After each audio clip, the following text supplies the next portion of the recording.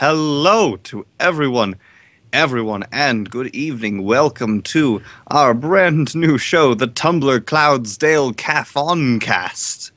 Tonight we have with us a lovely little crossover between our own Tumblr podcast and the Cloudsdale Cafe interviewing crew. Now we have quite a bit of a show for you, as well as basically just another show slapped on top of it. With us tonight is, of course, sweet and creamy, but still a heartbreaker. It's Mr. Chocolate Pony, South Park Taoist. Reporting for duty, everyone. And the surprise blizzard that shows up in the beginning of May. It's Mr. TheCanadianBlizzard, Nick. Hello. And is spicy, and he's a mon. Yes, it's Cinna. I immediately Yes. regret everything I've done to this moment. He may not be golden, but he's better than bronze. Sterling how is he is, it's SilverBlaze. Hells yeah, woo! And following you wherever you go, but hiding at night, it's Technic Shadow. Woo woo! I believe that's everyone. All right. If I didn't mention you, I'm sorry. Just quietly start making a noise. Excellent. Now. Silence is golden. Or silver. You never know. Oh, we got quite a show for you tonight, ladies and gentlemen. Though I'm assuming mostly gentlemen, let's just be honest here. We have got sort of a double whammy of a show here. We're streaming two ends, the same show. We've got all of our music combined to one. And with our powers combined, we are... really Captain Planet? Joe. Ah. What? Joe. I thought with all our powers combined, we'd be Captain Planet. We would... Who gets to be Heart? I would be hard. You poor bastard. I know. That's why. The most useless element. Oh, man. Well, almost as useless as, well, I don't know, a princess of magic. Twilight. So today we are going to be going through many things. We want to talk about art and using Tumblr as a way to kind of explore how you can expand your artistic abilities experimentally. We'll talk about art and the product it creates and the medium through which it's used. And we'll talk about high school ponies with a dog named Spike. Oh, joy. Tragic irony. So, I want to tell everyone before we start, keep an open mind, please. This An open mind? What's that? Yeah, you know, I'm attacking to the people who insult random demographics on a weekly basis. What, me? Yes, you. Yes, of course. Who are you going to offend this week, Choco? I think, there's a demographics of people who like this little show with cartoon horses, and they're not young girls. I think I'll offend them today. Oh, that's a So-called good one. Bronies. I know, those crazy bronies. I could Yeah. go You for know a what? nice tall drink of brony tears myself. I have a jar. You have a job. I could, well, let's see, we could just go over news. I haven't touched my computer until now since Wednesday, and that's as far as I know, there isn't any news. Right, moving on. Nothing's fire. Hooray. Has anyone died? Has anyone died? I don't think died. so. My dream. Alright. I know a ghost. News is over. The news is done. Oh, I guess no. Actually, think- for news, we do have to point out that one of our co-hosts, TJ, who does Pirate Dash, is not able to make it for this week Those- because those his dudes- voice went out, and he's Notice watching a that- hockey game. He has been watching sports and screaming his head off, so we wish his voice all the best. But in the meantime, we hope that he is able to shout again soon, so that he can egg on various sports teams through his television. That is how that works. It works, you know. It actually works. It helps. Sadly, the only sport that I watch would be curling. Oh, that's beautiful. I could go for a little bit of sweepy slidey myself. I imagine My that's what the British favorite call it. sport ever. Sweepy swelly. Sweepy slidey. I go Well- for dragon boating mostly. So, Choco, I think it Football. would be best for you to like to start establishing the first Yes. Yeah. Actually, let's talk about I guess our first topic. Actually, I think when I was talking with Cinna earlier, we were trying to plan out what we want to talk about the show because we both are podcasts that discuss ponies. Yet, and we're also our main demographic is kind of situated on Tumblr. Yeah, I think as for a nice change, we would like to try and move away from talking about specifically just ponies and actually talk about the Tumblr platform in general. Because we look at, I guess if we look at Tumblr itself, it's its own unique medium. It has certain things that diverge from, I guess, traditional printed comics and web comics. And I think since a lot of our listeners are Tumblr folk, we could kind of give them some ideas of what they could do to make use of this new experimental Tumblr medium. Does that sound like a good start? I like it. Yeah, fantastic. And let me follow up with that by saying that most of us here have or are still running a Tumblr based on My Pony Friendship Magic, and we've Including all me. experienced, yeah, including Flavin. We've all experienced how And Choco, obviously. the Tumblr circuit works and how exactly it affects us in terms of social aspects and artistic aspects. And after we covered the whole thing of how Tumblr has been used as a as a form of expression, a very untraditional form of expression, we will be discussing more of the social aspects of the grander schemes of things and how the sort of things that happen within the Tumblr circuit, some aspects, affect certain artists individually, and we start seeing how art is being validated in a social standpoint. Yes. And also, I think for Tumblr itself, I remember when I was at the Cloudsdale Congress, they actually asked me to do the Tumblr Pond panel.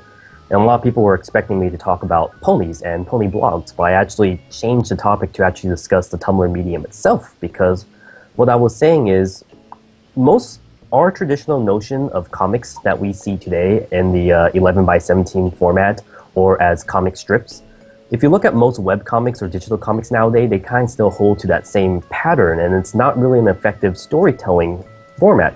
It was only effective when it was printed in tabloid sites or as a comic strip in a newspaper.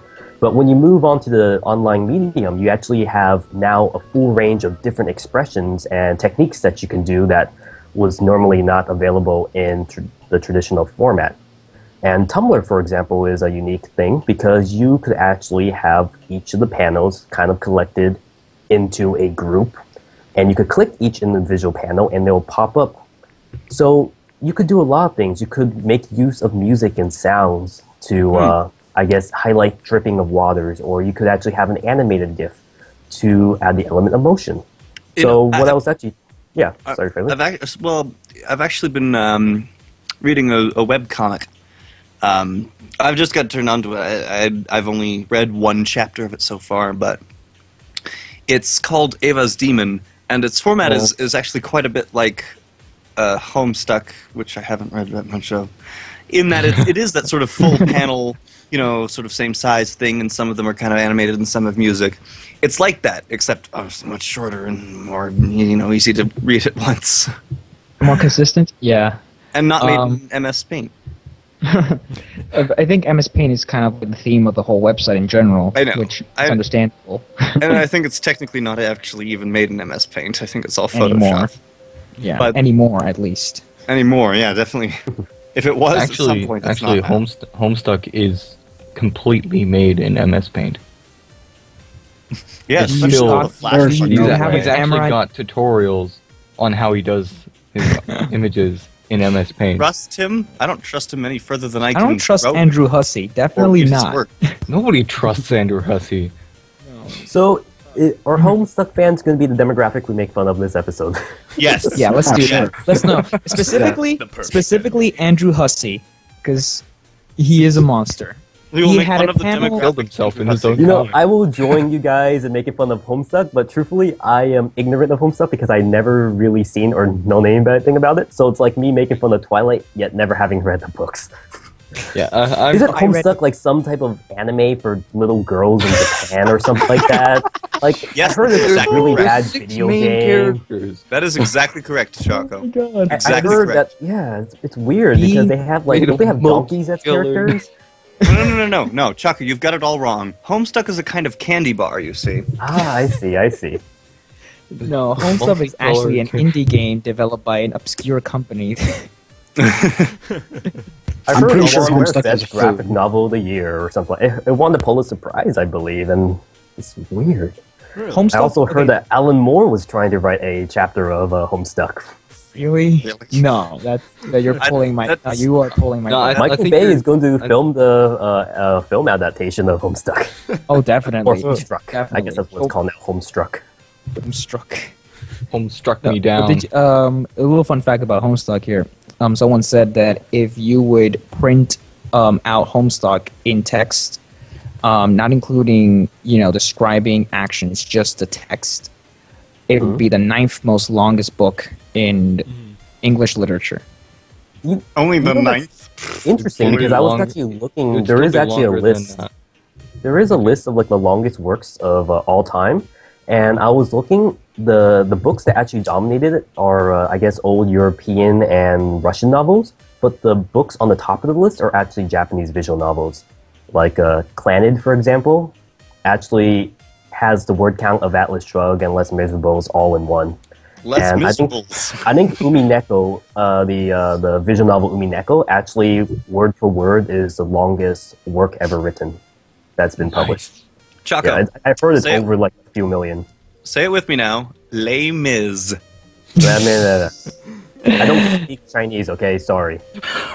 Chinese. But you do. Sir, Because- it's obviously Spanish. It's funny because like I actually I come from a Chinese family and I don't speak Chinese at all. So if people ask speak to me in Chinese, I said sorry, I don't speak French. But since you were speaking French, I said I guess I'm not speaking Chinese now. That's awesome. Were we discussing a topic? I can't remember. We were talking Homestuck. again about let's bring it back to Tumblr. So I guess we're talking about how Tumblr can, because I think if you look at digital comics now, people are trying new things like graphically and comicsology. They're trying to make use of the tablet where you could see one frame at a time. And actually, because you're not following the panels down the page, you can actually do unique things like move the comic backwards and forwards, have different text on the sides, hyperlinks, animation, and music. And I was saying that Tumblr is actually a unique format in trying to tell a story because you can also do those things. You could have a little GIF that's animated or add music and stuff. So I think what we, I guess, can talk about is, well, anyone listening who's actually starting a Tumblr blog right now, like, I guess we could give ideas of what the Tumblr medium can accomplish that we haven't really seen done yet. Or if there is a good example of a Tumblr blog out there that's already done these things, like, I guess talk about the positives. Okay. Yeah. So, Well, I can definitely go into this a lot for me personally. having had a whole blog of art and things, and it's been, and DeviantArt was also involved with this a bit, but for me, I definitely used Tumblr quite specifically with the blog to explore my artistic possibilities and the things I could do, and I did a lot of experimentation with it. And Tumblr was a very good proving ground to see what worked and what didn't. And it was good. I learned a lot from it. I learned a lot of things that didn't work, most crucially. And I'm sure it's the same with you, Chaco, and surely TJ, and any of the countless artists that we've managed to come across. Oh yeah. I've made some of my first GIFs for Tumblr and so on and so forth. I think UC77 actually makes use of GIFs really well. Especially for that one update he did for Rye for April Fool's. Oh, the April Fool's. That really is just the best post on all of yeah, Tumblr. I basically say that's the Citizen King Watchmen of Tumblr posts. Like, after that, you can never do a Colin Tumblr Montry after that. Oh, right man. there. So let's say, okay, let's kind of take this into perspective.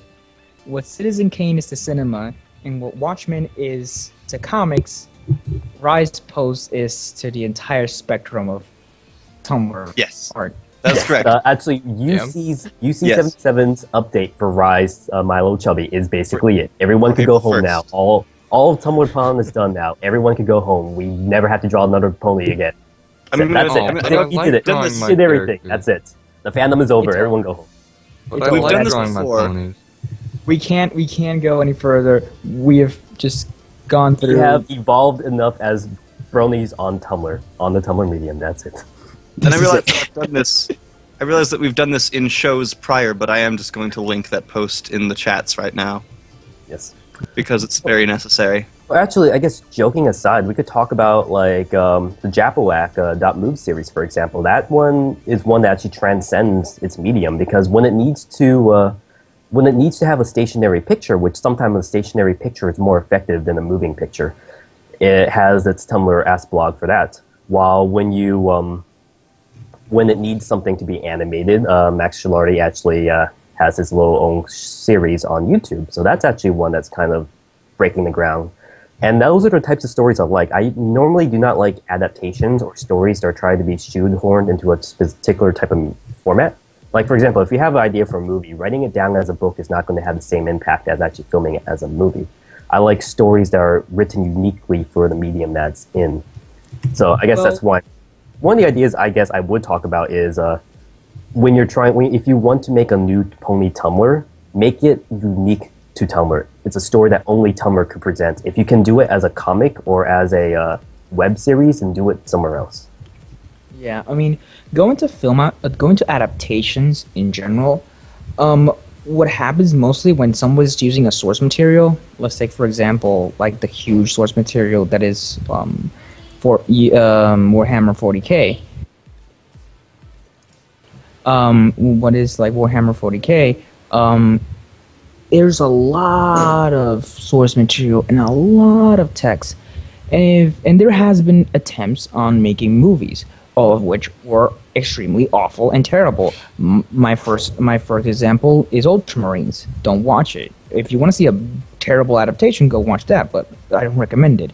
And what happens is this is basically straight from the codex of the Ultramarines.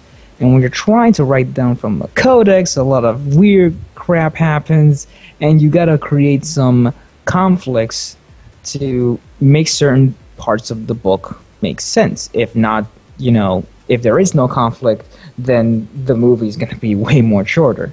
Oh yeah. And that's what usually happens when you're doing adaptations. That's what I've noticed because like I just started watching House of Cards. And because it's the first series on Netflix, they aren't constrained to any time period. So each episode could be as short or as long as it needs to be. So it could be from like 40 minutes to like an hour. And because it's not constrained by time, it actually has the ability to actually allow you to grow with characters. I noticed films are not the best movies for actually knowing characters emotionally because it's too short. Film is usually only best for like a fast action movie, while television and novels are usually best for growing with characters.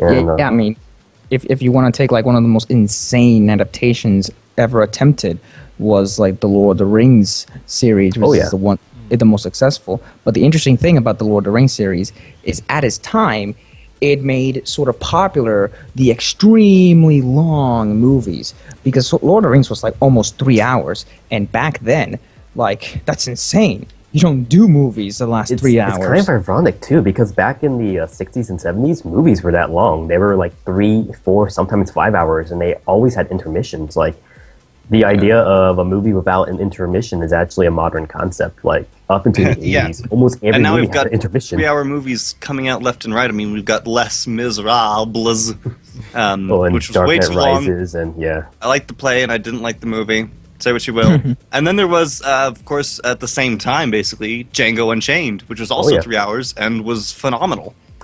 And I actually just saw The Master, and that was very long. The Master. I want to watch that one. It's beautiful because it's one of those types of things that can only be done as a film. Like, anyone see Iron Man 3? Because I haven't. I haven't.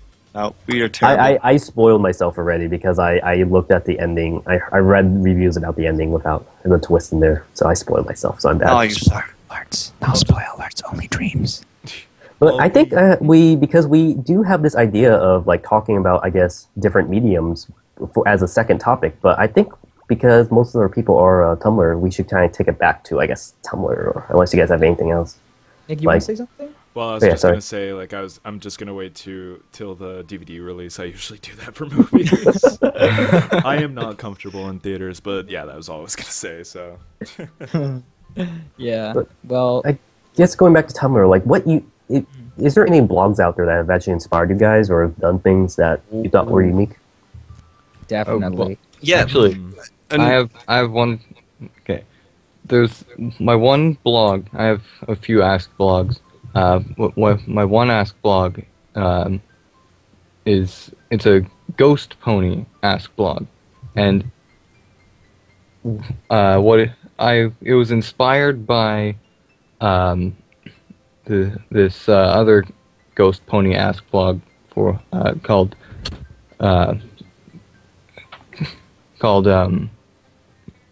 is for a character called Gumdrop, and that Ask blog pretty much inspired me to start my ghost pony blog. And I originally didn't expect any kind of extensive interaction with the blog that inspired it, and now it's just like the two blogs are completely intertwined, and it's like crazy. So, and I utilize a lot. I used to utilize a lot of GIFs, so there was a lot of animated updates and all that. So, All right. Okay. it was a lot of fun. I think, Flavin, you... Yeah. Oh, sorry, Flavin, I think you brought up do? crackpots, right? Yeah, so since Aleximus Prime asked, I don't think it's a good idea, we go around and talk about what our personal favorite Tumblr blogs are. My answer, there are a lot that I like. Brutaloo is of course, up there. Surprise was one of the earlier inspirations, and Will's a grand old butt, we're friends. But really, I genuinely have to say, as a blog, on the whole, I have to go with Ask Crackpot. It really is just one of my favorites. I love Roman's art style, and his humor, his sense of humor is phenomenal, and he's from northern England, so he's got that going for him. I just love that blog. It's just so great. I can't say enough good things about it. Oh, I yeah. really do love that blog too. To people in my stream, I'm going to pull up Ask Crackpot right now, so... Ask Crackpot! Ask Crackpot! Like, the one he did for, I guess, Dreams, Philly Twilight is just so adorable. Having, when Philly Twilight started following Ask Crackpot, they actually had them doing the little dance made up of GIFs, and that's just adorable. Yeah. And he actually does he makes use of actually the Tumblr format, because when I remember back in the Tumblr Friends chat, we were chatting, and he was asking the mod of the Night Guards to try to help make his, I guess, the format movable. So if you look at the title of Ask Crackpot, you actually, the eyes of Crackpot the crackpot pony actually follows. That was Adamant's coding. Adamant, Yep, that's Adamant's coding. I'd also like to mention, this is a much lighter side of things, but Adamant also did the same thing for me on my blog with the Tumblr the follower counter that randomly selects a bunch of weird numbers and sometimes insults. Yeah, that's exactly it. Generator, I need that. On Gamer Ponies. Yeah. Well, Like for me, oh, okay, go ahead. I'll tell my story. Okay. Well, for me, I'll be quick. My biggest inspiration was Spitfire, Amanda, as she's known. Amanda, yeah. And after I saw her Scootaloo a Tumblr, I was like, gosh, this is awesome. And by that time, I really enjoy Scootaloo as a character because she's one of those characters that, out of all the Q Crusaders, is the one with the most potential. And that's what I've seen in the character, at least for me. And I was just so interested in one, and I wanted to put her in a situation push her to the extreme and see how she can overcome that insane challenge. And with the insane amount of potential that she has, the inner potential, she just can excel in it. And I think that's one of the biggest inspirations for my little blog. So, yeah, those are my 2 cents. My little blog. I read a bloggy, my little bloggy. But, Frog. Speaking of frogs, I was actually What? with the blog that I kind of find it the most inspirational. It's not really a pony blog per se, but it's a blog called The Frogman. It's like oh, sorry, go ahead. Is this like Frog Fractions? This is amazing, no. by the way. No, actually. It's just like this one guy who just runs a blog. Like he reblogs stuff. He makes his own photoshops and stuff like that. Because like today, since it's May the 4th be with you today. Oh, yeah. I watched some Family Guy, Star Wars. Oh, I love those. But he's been like posting up a bunch of artwork that he's seen and photoshopping a bunch of stuff related to Star Wars. But it's not exactly the stuff that he puts up that really inspires me. It's but just who he is. Because when he was younger, like whenever he made people laugh, like he always found that to be like the best thing ever. And it's like it's something that he wanted to do. Like he wanted to become a comedian, and he wanted to make people laugh. And he actually like, and he like to him, he thinks like he has achieved that. Like, and he's gonna keep doing it. Like entertaining people and making people smile and laugh. And I just like love that kind of thing. Like I love making people laugh too. And it's really inspirational to like really entertain to really kind of help me entertain people to to get but to really kind of like help me achieve that goal, to help me become motivated to do that. Yeah. I'm looking at these. These are phenomenal. This guy's great. Yeah. I just saw the one with Michelle Obama. Oh God. Jedi training. This is good stuff. This is good stuff, yeah. Yeah, the Frogman. The Frogman is amazing. Yeah. I thank you, Nick, for sending me that link about waffles and how great they are. Oh yeah, that was a while. Oh man, those waffles. Oh man, that Yeah. Michelle Obama one is good. I mean, isn't that? I think this this artist has like one of the most does the noblest of things. That his work is sole purpose is to make people happy. And Yes, those are the blogs I think I like Will's Ask to Prize. That's a cute blog that just makes you happy too. Yeah, I love that when like people's targets are to make people happy, to entertain people. Because I find sometimes people just make a blog to just have followers, to feel popular. Yeah. Which I don't like to have such a self-centered outlook on things. And I feel like I just feel that like you're gonna crash. I feel like you're gonna crash and burn one day because of this. Yeah. But like when you're entertaining people, and like that's one of the main things that I like. That's pretty much the main thing that I Like, even if you're just entertaining yourself, as long as you're making yourself happy, it's... Yeah. Like, I think that's the most questions I got when I did the Tumblr panel at CloudCon, because everyone's asking, oh, how do I make a popular blog, or how... I'm saying, you know what, I don't even look at numbers, because it's irrelevant. As long as you have a few people you make happy, and as long as you enjoy what you're doing, that's fine. Like, I even stop updating blogs when I don't feel like them. If I don't feel like drawing, it doesn't matter if I lose followers or not. It's just I don't feel like drawing at that time. But when I do want to draw again, I'll update it again. So you really should treat it as your passion. And if you try to make it into like a product or something that's just you're putting it out there because you want to gain more followers or respect, then you're really setting yourself up for disaster right there. Like another thing with that, like when I kind of started up a blog, like my sole purpose was like to entertain, but like at one point, like I made a couple of posts about a total of 4 posts, and then I started getting busy with school. Since I'm in game development, that's really time consuming to me, like for that kind of stuff, and I ended up like I just didn't have enough time, and whenever I did have the time, I didn't have the motivation, and it ended up becoming frustrating because like I felt like I pretty much owed it to the people who follow me.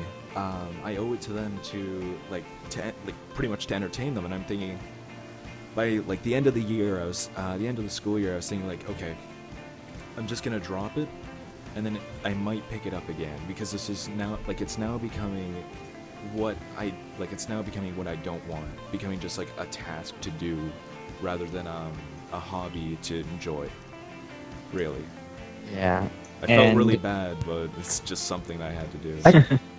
I think a lot of people, like for art class, for example, like I enjoy drawing. I love it, doing it as a hobby. But when I'm kind of forced to draw for an art class, I don't enjoy it as much. It's when I like doing something if art class I actually have a lot of fun. But if I'm forced to do something, then it's no longer fun. When you are trying to force, I think it's when you force your body to try to do something that you don't want to do. You're only doing it because you want the end result. If it's no longer fun, then that's why there's a lot of starving artists out there, because they just don't want to work with what people are telling them to do. They want to be creative and explore new things. Yeah, they have to have their own way.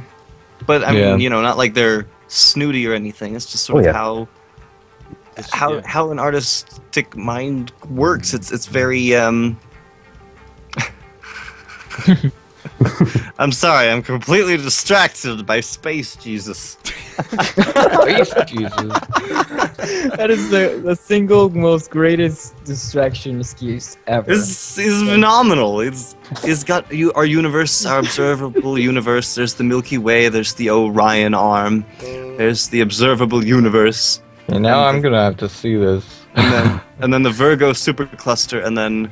Oh well, I won't spoil it for you. I'm just going to that copy. That image is just that's another example of what Tumblr can. I think back with what Tumblr can do, because like when you open the comic book page, you kind of see all the panels at once, but you can kind of spoil yourself because you see all the panels up close. But with Tumblr, you see everything at once, but they're still kind of small. You have to kind of click it to get to it, so you don't really spoil yourself because you just look at individual panel by panel. When you actually get to the last panel, that's where you have your little kicker right there. That's something. It's like, oh, this is Space Jesus is not available. What? I realized that. I'm sorry, I linked something that doesn't work. I'm sorry, everybody. I'm so sorry. Okay. I'll find it again. I Seems swear. legit. Okay, so my initial reason was a link I posted on the chat. If anyone had the pleasure of seeing it, they would know my decisions. Did that link work? Let's me see. Work link. Work Russ. Not found. Sorry. I'm sorry. I'm so sorry that it didn't work. I'll find it for realsies. But Tumblr confuses and infuriates me. Alright. But I'll just go back to what Chaka was saying about.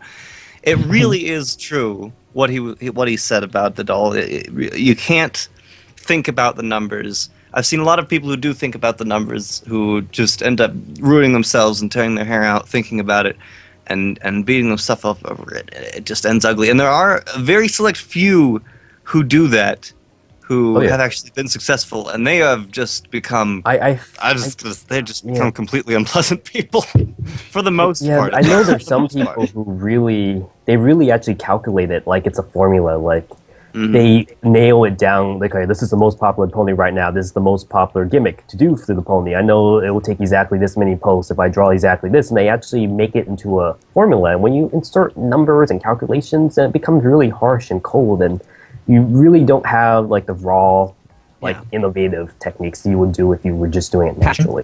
And you don't have the passion. Early on, I tried to do a lot of that sort of thing, and then there was a point where I was, you know what, I finally realized, I don't know what point it was, but I finally realized, you know what, this isn't, I shouldn't be keeping track of this because this isn't significant. It's not a part of what I'm doing. It's not why I do it. It's just something that is a surprise that came out of me doing my own thing. I mean, one of the biggest things... So surprise. I mean, one of the biggest peeves I had when it comes to numbers and how people validate numbers in terms of milestones for their blogs. Okay, it's natural for you to feel happy that a lot of people are recognizing your work and support your work, and you acknowledged it, which is great. A lot of comics/Tumblr blogs do it, like the one from Alice Demons and MonsterCon, which you should definitely check it out. It's a fantastic blog. But what I don't like, in this particular fandom does it, is that they take a milestone that thank you for insert number here, and then they do this huge group shot of other Tumblr blogs, and they make this long ass list of the links from their Tumblr. And this is like an outcry for, hey, you have to reblog this because your character is there, and you're gonna reblog it, and I'm gonna get more followers because this nar, and I'm like,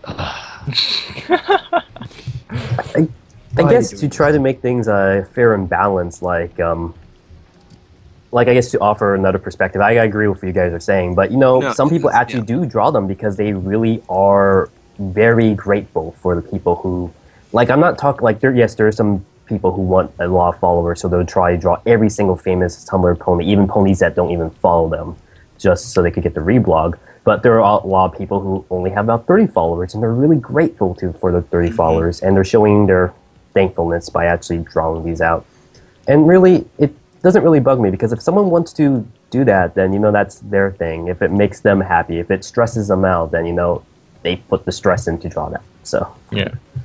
When I draw a follower appreciation post, I'm usually very specific as to which blogs I choose, and they're always the ones that I find the most entertaining for myself.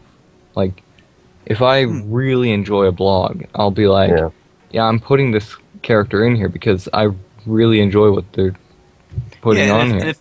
And if doing that feels natural and makes sense. Yeah. Like, I had a guy who was like, hey, you should put, he had this OC that was sort of, looked like Rainbow Dash, but she was a fox. And he was like, hey, you should put my OC in a Ask Gamer Ponies update. And I was like, well, I can't because it doesn't really fit. There's no way I can do that that makes any sort of sense to the story and helps it. That was just sort of my argument to not do that. Yeah. And I mean, maybe I had ulterior motives at the time. I don't remember. You don't want a rainbow mane fox in your blog. That's one thing. And he's got a broken horn and dragon wings that are also broken. You're a death. You see, like even all that, even with all that crazy stuff, I just assume it's part. Like, this is kind of like my first fandom I'm really part of, so I'm assuming it's just every fandom does this type of silly stuff. So I'm not really too worried if I see people who actually are grateful or people who are purposely fishing for accomplishments or fishing for like more followers and stuff. Like, if they do what they do, it's fine. It doesn't affect me. It doesn't bug me. If it makes them happy, then that's great.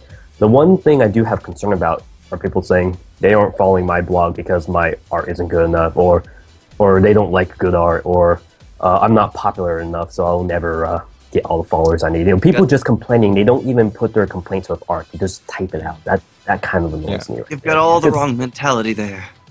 Like even if you aren't going, like if you want to do follower appreciation posts, and that's great. If you want to cameo other ponies, and that's great. You know, if that what makes you happy and that gets you the followers you think you will get, then that's perfectly fine. But when you complain and don't even put the effort to even try to draw like a follower appreciation post or anything, like if there are people following you, at least thank them. If you just complain, then that just detracts from everything. Yeah. It's Now I extremely think disrespectful for the people who are following. Yeah.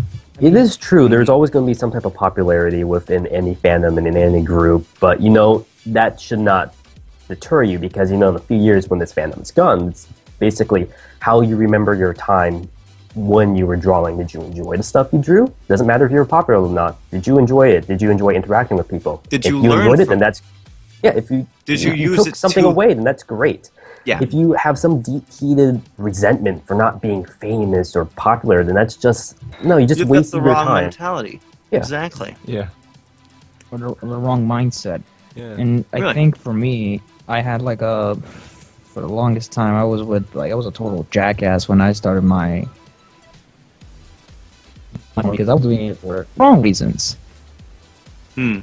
But you're still And a jackass, so don't worry. I'm still the jackass part. The jackass part is The art pretty has done nothing there for and you. is cemented into my personality. That's not going away.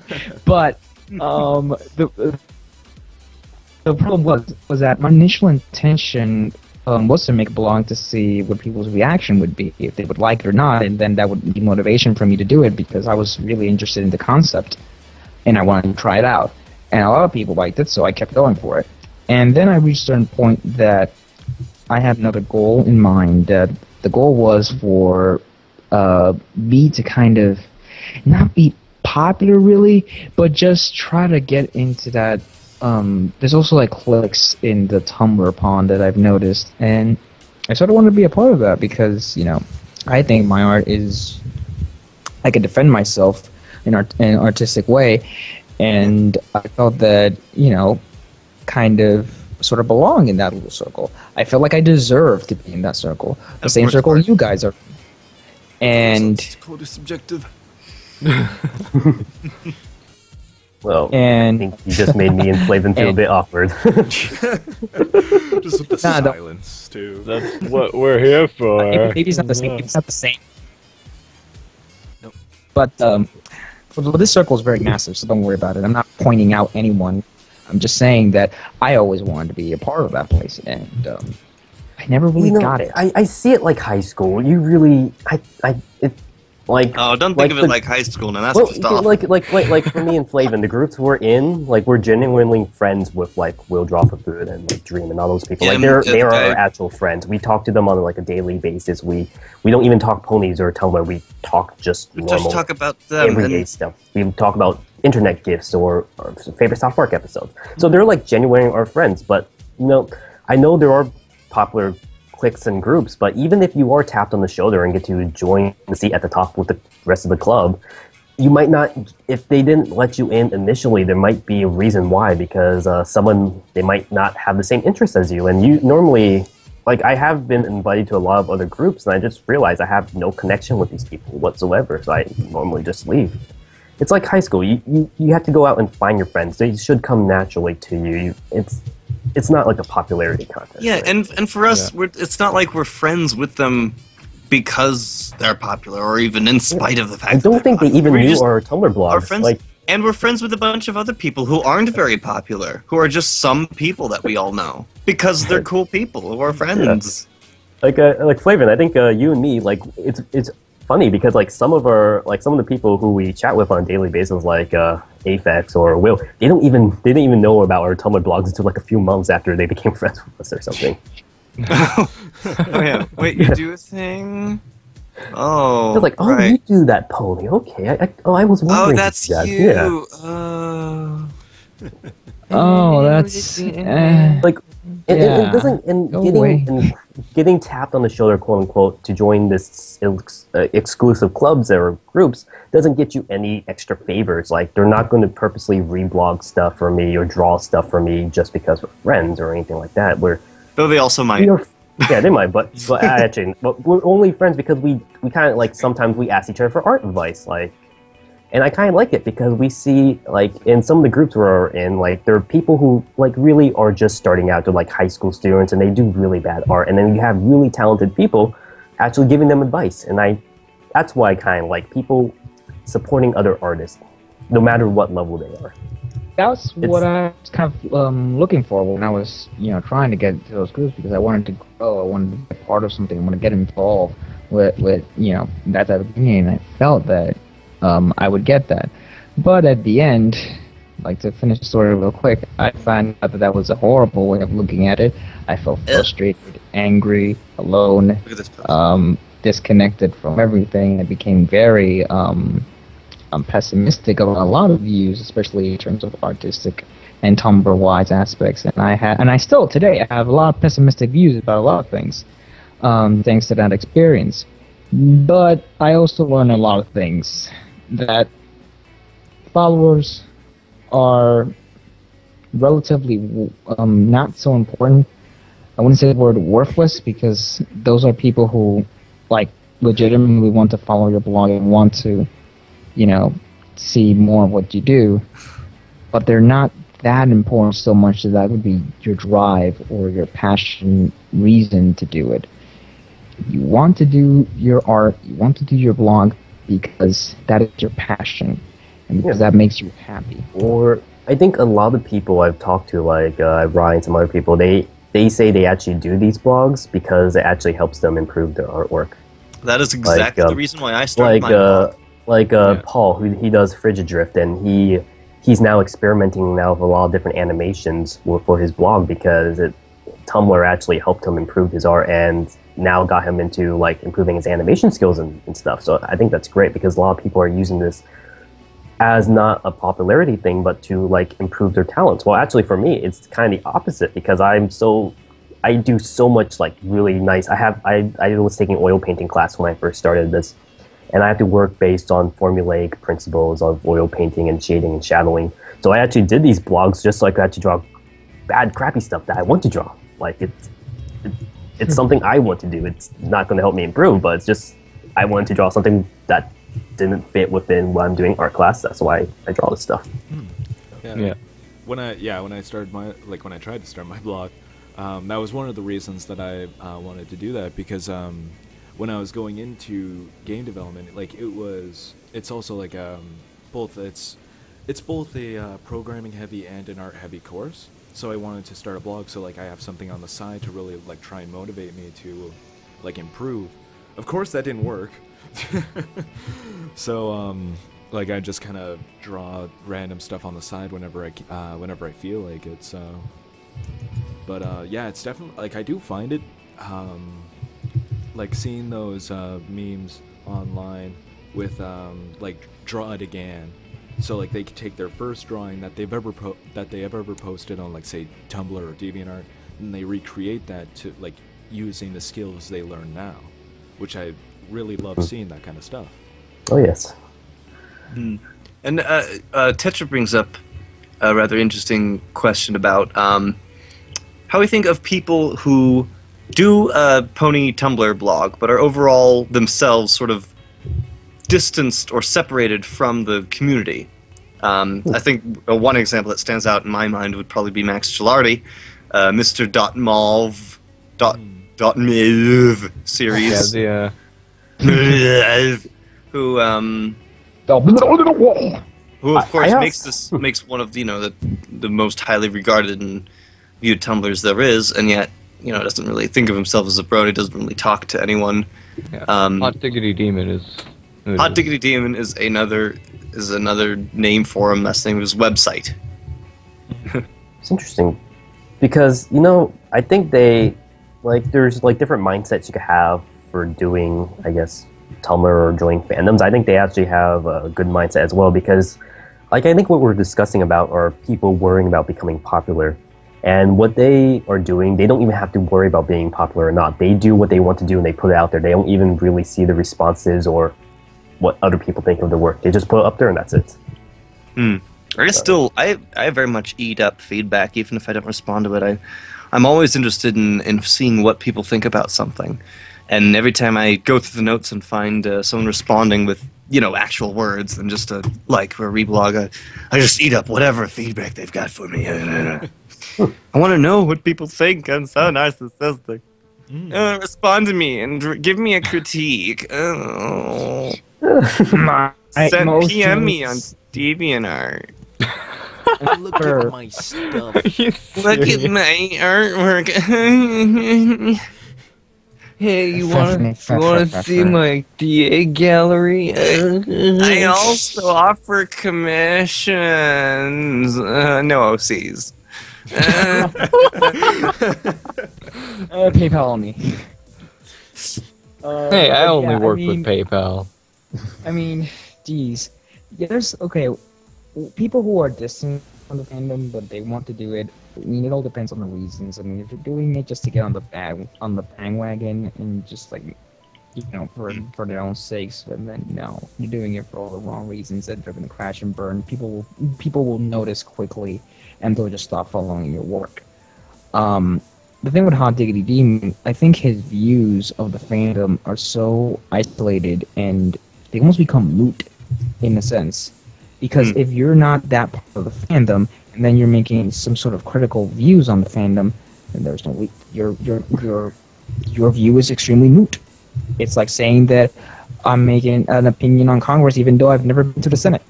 It's you can make arguments of things and you're not involved in one thing, and people won't take your word for it, and you won't take credit. It's true. I guess this is like a whole entire different topic we could talk about. So but I don't want to come up with the bad guy here, but I kind of do agree loosely with a lot of Max Gilardi's views and with the fandom and stuff. Like, he was saying the definition of a brony, like, if it's someone who watches the show, then I'm a brony, but if someone who's obsessed with the show, then I'm not a brony.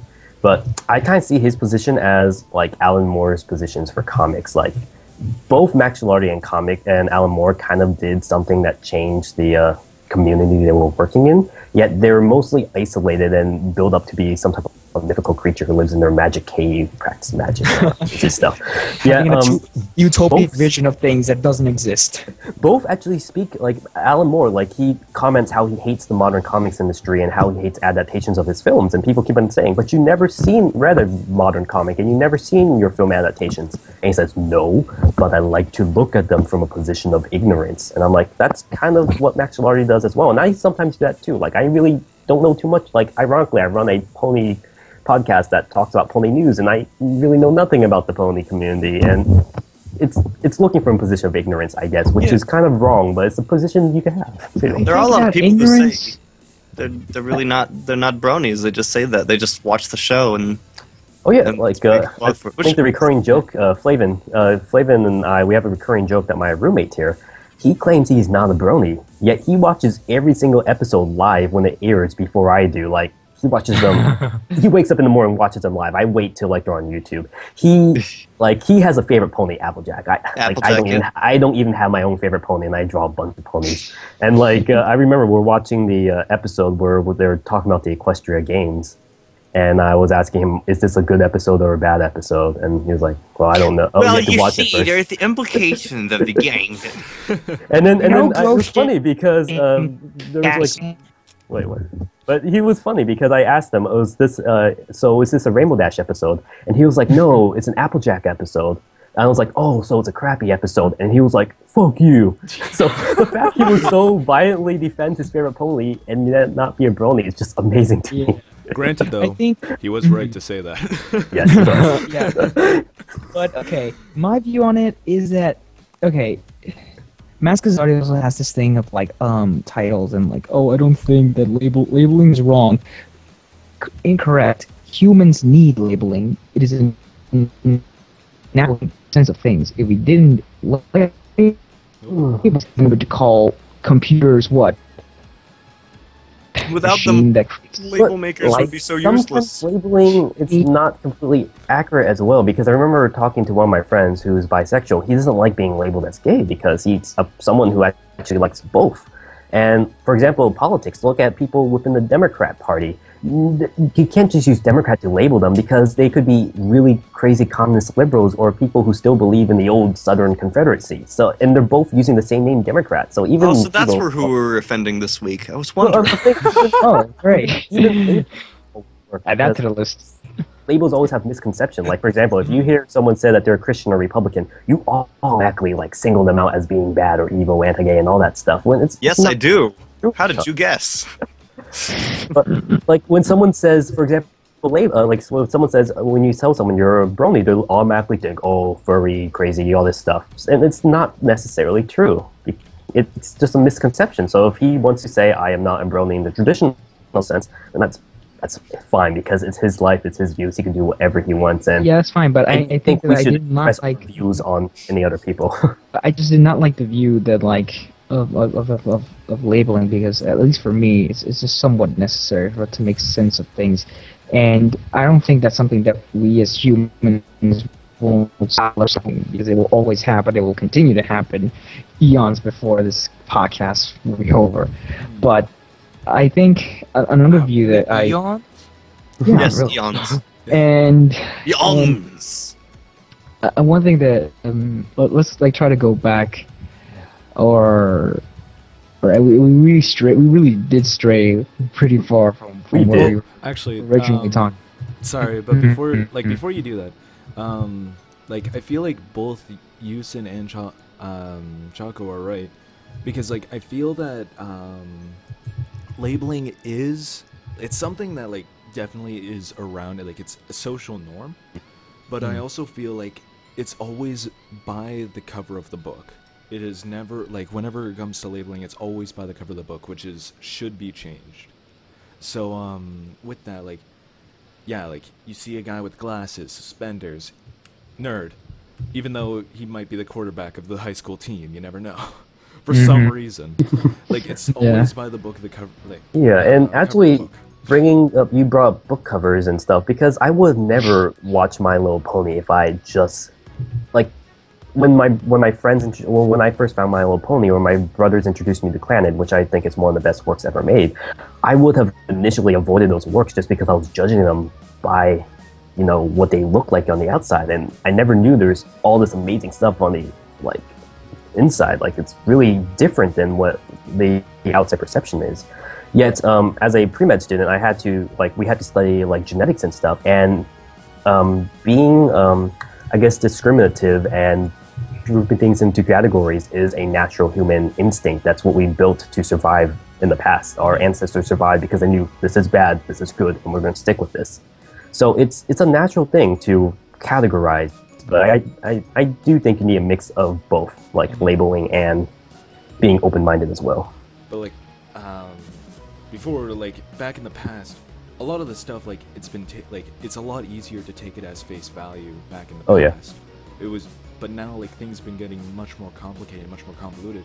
That like it's difficult to really get a good judgment just from face value, from pretty much almost everything now. Oh yeah. I mean, I could probably, maybe I'll read and then watch Twilight and realize, there's a lot of merit to this. There won't be though, but Like, even, like, As for we example, know. like I had to vote, and like I guess in the one of the last elections, I got a ballot to my town, and I was looking at the bills, and the title of the bill was "We want to raise healthy cows." So I was like, that sounds like a very good bill. I think I'll vote on it. And I looked at all the bullet points. It's like each cow is going to have its own individual heat mattress bed, and it's going to be cushioned, and each of them are going to take up this much room. I'm like, no, that's crazy. So you have to look at the details as well, because you can't just read the title. It's not all what you take at face value. Yeah. Okay. All right. I think when going back to what you said about like what I was pointing out, considers myself a brony. I think brony is something that you call yourself, or something that you want to be called. It's like it's not like a label; it's more like a title that you have to earn, and you feel that you are.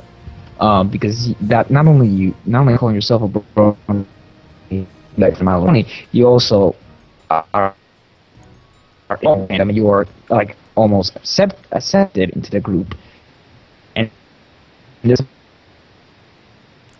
someone who's from the same fandom, and you just have that instant kind of connection between the two. So because they have like a lot of similarities and things like that, like they like. So it's kind of a personal think, thing as well. Mhm. Like I'm sure there's people out there who don't like to interact with the fandom or know nothing about it, yet they could call themselves like for example, I consider myself a South Park fan, yet I don't interact with South Park fans anymore. I don't read up on South Park news or anything. I only watch the episode and that's it. I don't draw fan art or anything. Yet I consider myself a really strong South Park fan. So it's something that you call yourself. Like if Never drawn any. We've drawn South Park. Well, I have. Well, Clannad, I think that's a good example. That's my favorite work of all time, and I'm a big fan of that work. Yet I never drew a single piece of fan art or wrote a single piece of fan fiction, or even talked to another fan about the show at all. So, Wow. I think it's like you were saying, it's an individual title. You could like if you want to call yourself a religious person or a political person, that's the title you call yourself. You don't really have. It's not like the Vatican. You don't have to get approval from the Pope before you get to call yourself a brony or something like that. If you want to use the title, then that's all great. If you don't, then You don't have to go up to or like a gauntlet for you to call yourself a brony or anything like that. Yeah, like when it comes to titles in general, like yeah, like I feel like you can have that title if you want, but if you want that title, you should earn your keep. Yeah. Which is really different between people. Like what does it take to be a brony? Which like it's if you regard yourself Like Andrew WK, who just said, yeah, I am one now. I haven't seen the show, but whatever. yeah, like that. that is awesome. Like, I drew a pony once. Does that make me a brony? I drew a pony once. It was awful. I will never walk again. I am a brony and I hate myself. I was born a brony, and I don't want to be one. Please pray the brony out of me. Oh boy. Pray the brony away. Yeah, but like personally, like me, like I want to be called like kind of a game developer, but I won't be able to really call myself a game developer till I start developing games, or at least like start developing them. Because like right now I'm just going through school for it. Yeah. Just for like larger companies and stuff like that. There are things you can't call yourself. Like you can't call yourself I am a pre-med student, but I can't go and say I'm a doctor of surgery right now. I can't outright say that. But like I think I forgot who said it. I think it was Alan Moore and Neil Gaiman. They said you don't have to be a published author to call yourself a writer. Have you written something that you like? Then you're a writer. It's Congratulations. some things you do on your own. Perform Yeah. open heart surgery, then you're a doctor. Did you succeed? Maybe you should look at that again. I completed that one surgeon simulator game. Does that give me a degree? No. Oh. In my defense, if you just did open heart surgery and you became a doctor, that wouldn't be the case. Just putting that in there. I actually do want to, I think, make a distinction. You can't call yourself something professionally and what you do for fun as well, because professionalism and, I guess, your hobbies should be in separate categories. They're two different things. Well, You can't call yourself a colonel unless of... no, I disagree. I think when you Ooh. manage to, I think Oh, when you you manage disagree to with take me, those your own two co-host. things- At last, we've finally done it. No. Pulling up a chair is not gonna be good. When you manage to make your career out of your hobby, Mm-hmm. I think that's the best thing you can do, and you can be successful as Yeah. an artist or whatever. When you can find out, here's how life works. Look at yourself as a whole. Go, what do I want to do every day? So, Find a finding way. your cutie mark. Find a way to make money off of that, even if it's just enough to stay alive. If you love to Finding do your it, capitalist cutie mark. Like, if you love like to do what it I'm and it's trying more to do. fun than data entry or working at Wendy's, then that's what you should try your hardest to do. Yeah. Like, It's interesting because I do like writing and art, but I never want to do it as a profession because I don't want to be forced to make that. Because for me, because it's kind of stressful studying to be a doctor and going to med school and all that stuff. So I like having an outlet to express. Like I do love being a doc. I do want to be a doctor. I do love the medical field.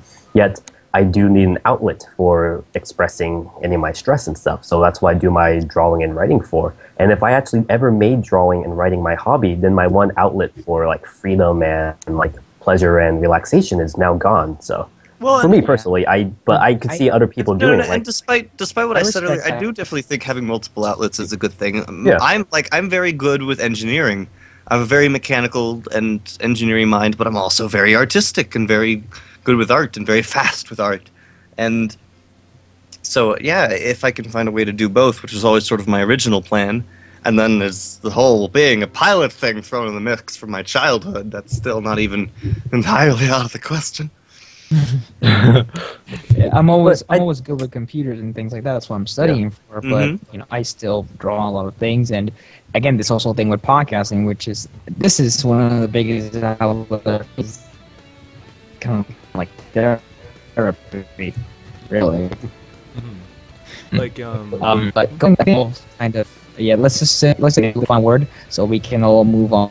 Yeah, but I think because we actually brought up the cutie mark thing, people are talking about it in chat. It's they're saying we don't have a cutie, but it's kind of true. You it's not like Equestria where it's a fairy tale kid show. Like really that's just it's a fairy tale show. In real life, you never know really what your cutie mark is. You need to do what you like doing at that moment. It's kind of life is kind of at the moment thing. Like it's also a future thing. You have to plan for the future and learn from the past. Yet it's something where you can't categorize, like we were talking about labels, you can't categorize yourself as one thing. Like you might enjoy being a doctor today, but tomorrow you might like writing, filming a movie even better. So it's something you can't shoehorn yourself to be stuck with for the rest of your life because that's the life you're going to be living. And if you're stuck doing one thing, it's a pretty boring life right there. like with me, so, I was homeschooled, so I had a lot of time to really explore different kinds of hobbies and experiences, and I've basically become I make music, I draw art, I do 3D modeling, I can animate, I do computer programming, I'm really into like quantum physics and astronomy, like I'm a pretty all-around kind of person. So yeah, like with me, like I'm kind of like I'm going into game development stuff like that. When I'm done school, I plan on trying to find a job into a larger company, and like with that, like I'll be working in the company and stuff like that, but also on the side, kind of like developing my own stuff. So like I'm kind of like, both my job is going to be developing and then my hobby is going to be developing, which might, like, it's good because like it'll be two completely different things that I'll be doing. Because like say for a AAA game, I'd be doing like if say I end up getting a job in Rockstar Toronto, like I would be say developing a lot more three-dimensional kind of stuff.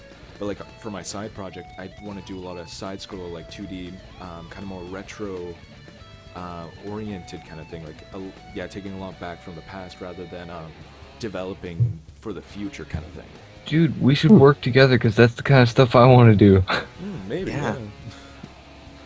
And you know, there's also so many things you can do, but of course I am right now. I just got a job working for Enterprise, the car rental company. Oh, really? Yeah. Nice. Well, to work my way through college, you know, all that good stuff. So I've got my $8.50 an hour job, and well, you never know. I mean, it's expanding what you can do and teaching you how to have a job. Yeah. Which is always very good.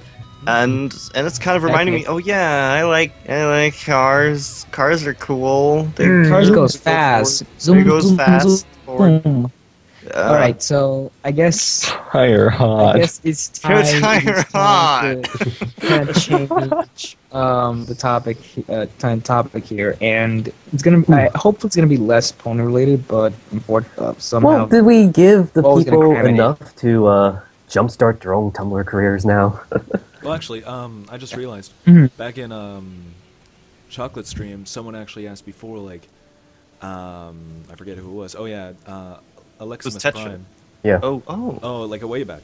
Like any advice on how to make a good Ask blog, which I think like Oh. if you're really looking for people, like if you're really looking from advice from people, like yeah, like you can take it, but like be sure to find out what works for you. Like make sure that you're having fun with it, and if you're having fun, then people who watch you will have fun as well. That's at least my 2 cents on it.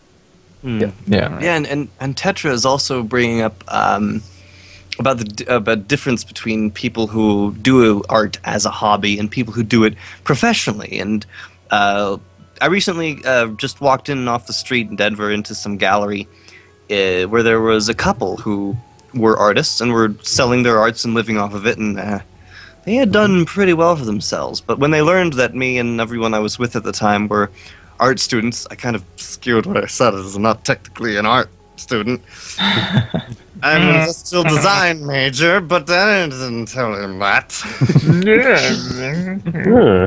But he still, me. he still at least was definitely supportive, and I said, "Oh yeah, it's great." But then he kind of lives the dream and has a very nice house. It's. Oh, boy. I think it's going back to labels and individual personality. Like my art teachers and artists I know, like they don't. Some of them are well off. Some of them have meager living, but they enjoy what they're doing. And I personally don't want to do art as a career, but other people who want to do art as a career, that's their thing. It's their drive. Each person's an individual. If all of us are thinking the same, then the world will be a pretty boring place. We need the artists to actually inspire new creativity into our culture and stuff. So, it's an individual choice, I think. Like, there are some people who are destined to, like, I guess it's going back to key marketing. There are some people who are destined to be, like, an athlete or, I guess, a scientist, but there are also people who are there to try to inspire our culture and raise our spirits, and that would be the artists and the writers and musicians. And Ponies has taught us a very important lesson in this.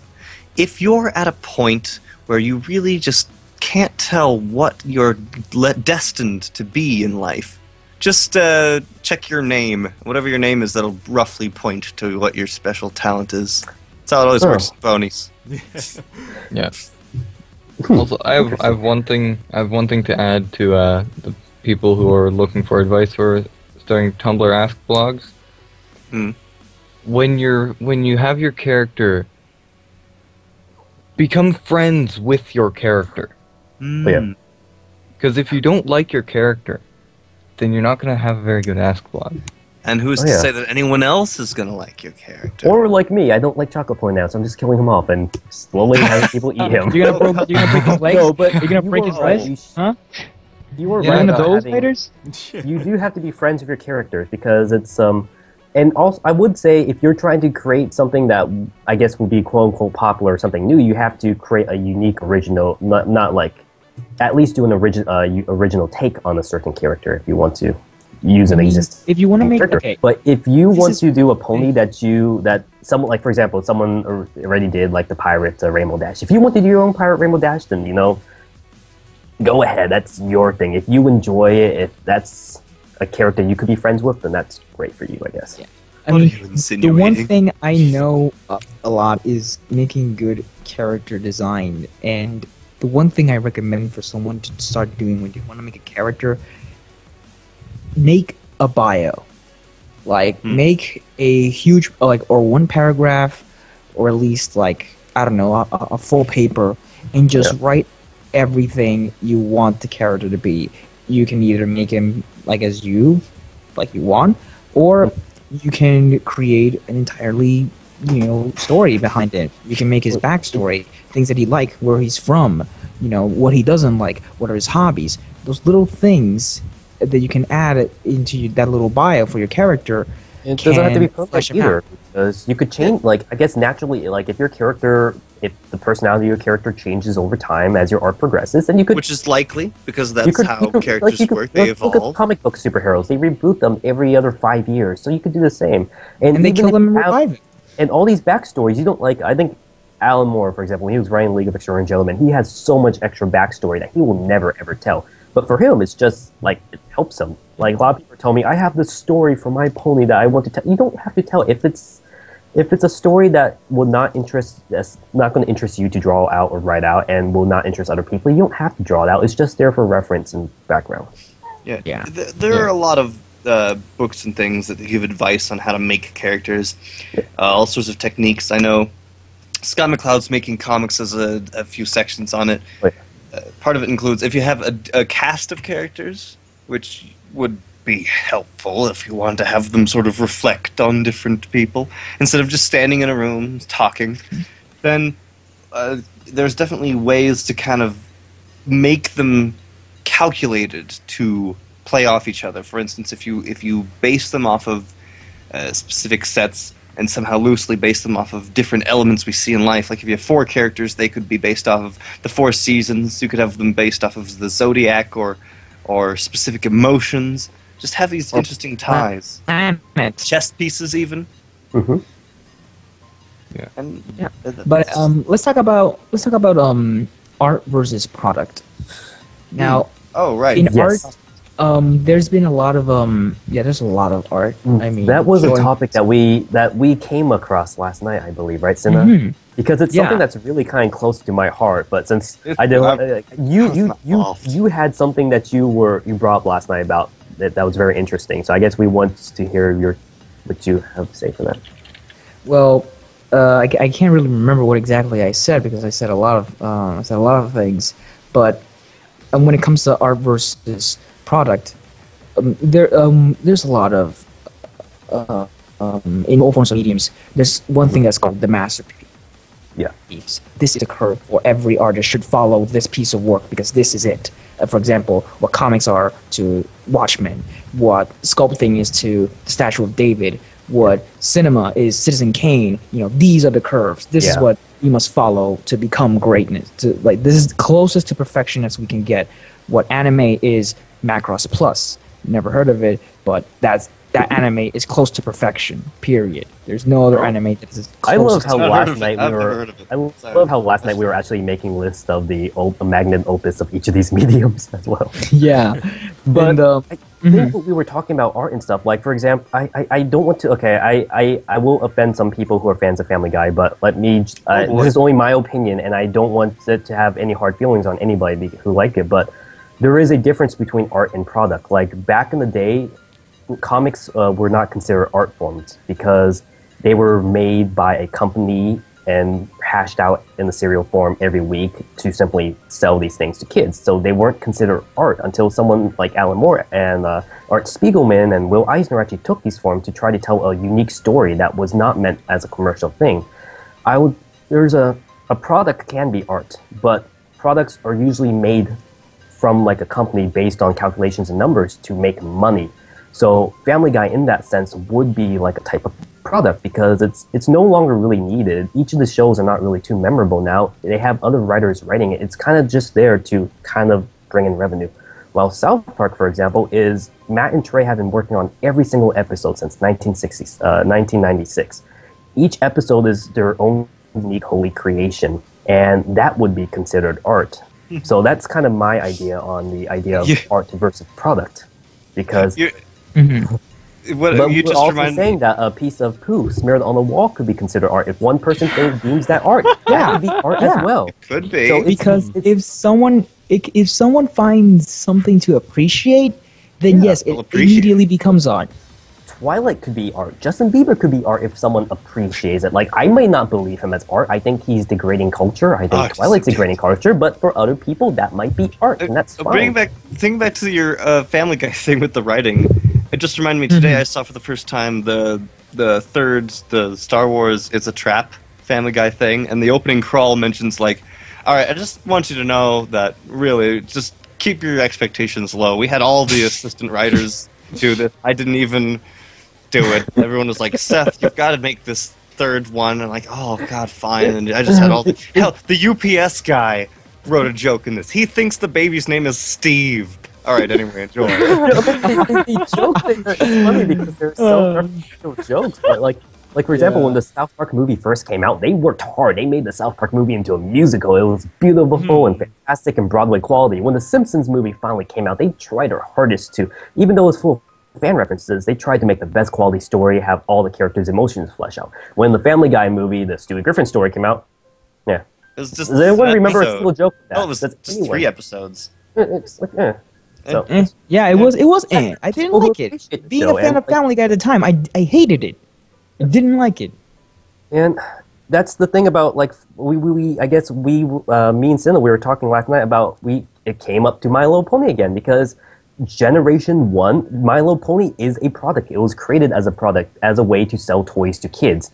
Gen 1 all the way to Gen 3.5, they were products. No matter if you're fans of the shows or not, they were created as products. But Gen 4, Friendship is Magic, that is something that I would consider art, at least Lauren Faust's original incarnation of the show, because it's something that she officially had a unique story to tell. And yeah, it might be rehashing old characters, but she took it in the direction that she had it. So, I'm just saying, Put her own headcanon to the My Little Pony universe. yeah.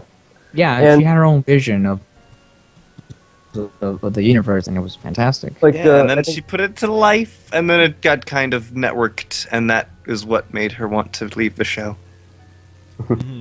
Anyway, Yeah. But everything could be considered art, but I think Alan Moore brought up a good point. There is taste, there's transformative art, and there's then gimmicky art. Like when you go to art museums and you see a beautiful Renaissance painting and it has an impact on you and you want to go back and see it again and again, that is a transformative piece because it left something in you that transformed you. But when you look at like poop smeared on the wall or urine stain, it has a gimmick. Once you get over the gimmick, you really don't care about seeing it again. It's like, oh, that was interesting, but you'll never go back to look at it again. It didn't really have much of an impact on you. There is a difference between, I guess, art that actually forces the viewer to try to at least transform or creates a type of emotional connection to the viewer. And then there are things that are kind of gimmicky or they're just there to make money. And there, of course, there's a lot of crossover and stuff, but it's just that. Yeah. Like, even, But, like, I think I mean, that your chat sorry. was bring up that the G1 My Little Pony, yeah, it's still marketing to kids. It's still a kids thing. Yet, That was the initial intention. When the initial intention was to sell you Original- something, that's that's a product. Yeah, but Yeah. Lawrence's original conception of the show itself. We're not talking about the toy line. We're not talking about how they're trying to make the show and to try to sell stuff for kids. How she developed her stories and her characters were wholly original and from her mind, and that right there would be art, in my opinion. Yeah. Yeah. And that's actually how that's why if people ask if I'm Bromy, I would say probably not in the, I guess, the fan sense, because I really don't care about fanfics or shipping and all that stuff, but I do. and yet here you are. I'm a fan of art. I like storytelling. I like Citizen Kane, Ulysses. I love Watchmen. I love how people make use of a medium and try to do new, transformative, experimental things. And when I look at My Little Pony, I would probably categorize them in the same category. The new show that Lauren Faust created was trying to shake up what is traditionally considered a kid's show. She tried to change into a different direction instead of trying to build off of previous, I guess, conceptions. Yeah. of what Some kids shows are. huge marketing ploy or anything like that. And I but talk too much. it's- So you guys, I'm sorry. I'm very. No, it's This is okay. That is something his I way. like out, but you guys have. I'm sorry. All right. Your- Well, in terms of product versus art, there's also a thing called adaptation, which happens a lot when something becomes really a piece of art that becomes really popular and a lot of people appreciate and like it, and then like really big important people say, "Hey, we should turn this into a movie or into a video game or both," and thus begins my view on the Lord of the Rings, as has been said, the best adaptation and the most successful adaptation to anything ever in cinema. So when it comes to those type of things, what do you appreciate the most? Do you appreciate the original art, the book, or the movies, or both? No, You're trying to get me to jump back into the fray again, are you? Because it's you're just bringing up stuff that I love talking about all the time. Exact. No, that was my initial And then intention. of course, like I really annoy Flavin because I probably said Alan more times than any pony name. But it Yeah, goes- you Alan- say, I think your OC should be Alan Moore. Not a pony, just Here's Alan the Moore. part about adaptations, like he was saying, when he created Watchmen, it was kind of an experimental thing because he wanted to do a story that could only be told as a comic. The way he wrote and told Watchmen could only be done in the comics form. He made use of panel pacing, of the still narrative, of the still picture, of the self-referential word bubbles and all that stuff. That's something that could only be done in comics. And yes, it was adapted into a movie, and it proved that it could be adapted into a movie. But, well, no, because it's like a straitjacket. You take something that was made perfectly for a comic and try to shoehorn it into another medium, it's not going to work. And most of his adaptations, they had to change the story completely. Like V from Vendetta is completely different than his original work because they tried to make it fit into the film medium. And I think what Alan Moore and I kind of agree with, if you want to make a film, write a story that's unique and original to film. Don't try to find something that's already popular and just use that as a name brand to get the name out there. It's not going to work. The best films like Citizen Kang are usually conceived as films. And trying to see an adaptation of that, like a novelization of Citizen Kang, would not work because it was created to be a film. So what I like is when you tell a story, the story should fit the medium, and the medium should fit the story. Now, Okay, going now I'm back done. What? You guys continue Okay. with your... All right. Now going back I'm to sorry, I completely phased Lord out of of the pretty Rings. much all of now that. going back to I'm Lord of the Rings. just- As a I'll as a mute successful myself. adaptation, there's a lot of things that happen when you're trying to change the artwork, the original artwork, to to a movie in terms of marketing. And once again, this planned from the beginning. I mean, yes, it was planned for 3 parts. They wanted it 3 parts, and like the original producers wanted to do only 2 parts. And yes, there's a lot of things that if you read the book and then you go to the movie, they don't really, those types of conflicts weren't there. They were forced for the sake of the movie, because Aragon didn't have any problems As a him book. being the king or everyone that's in the book aspect. as a book. He never had any conflicts with that. His love interest with the elfin chick was always there. There wasn't really any problems, really, as in the movies. He has some sort of issue with him being the legitimate king. He always felt that need of I have to prove myself, and that the evils that passed through the Elder King, consumed by the Ring, and all that malarkey. And there's a lot of conflicts it just doesn't make. Like, what you see, that's BS. Like, for example, when what was the name, Faelwyn? She's dying for raisins. Oh yeah. And then Mr. Smith has to go talk to Aragon's like, hey, guess what? She's dying. And then at the end of Return of the King, she is perfectly fine. So, okay, that was kind of pointless, but okay. You see, those types of things are just, in terms of art, it's just like, no, why would you even say that in the first place? Why would you want to make conflict that ends up completely moot at the end? You've been talking about this for so long. I forgot we had other topics. Well, I wanted to quickly say something though. With the book and the movie Life of Pi, has anyone watched or read either of them? No, I haven't. Nope. No. But I still Sorry. haven't seen the movie, but from the previews I'm trying to debate whether or not I should watch it because I've read the book, and Pi, he's stuck on a boat in the middle of the ocean with a tiger. That should be all that there is in the shot most of the time. But during the preview, there are these glowing fish in the ocean swimming around. There's this huge whale jumping over the boat, and I'm thinking really? I know you have to feed the eyes of the viewer to keep them interested, but Yeah. you're it doesn't This feel, is just trying too hard. he doesn't I just feel like Pi isn't alone with a tiger anymore. He has all this fish. He does try and catch fish at points too, but like I loved Life of Pi too. So like that's why I'm trying to debate whether or not like should I watch it? I don't know if it's gonna ruin it for me. Yeah. But like I always find that it's usual. It's as usual. Like the book always seems better than the movie. That is a common thing. Although I've heard that Schindler's List, the movie, was better than the book, but Really? that's just what I've heard. I don't have an opinion on that myself. I've not Actually, read like, it.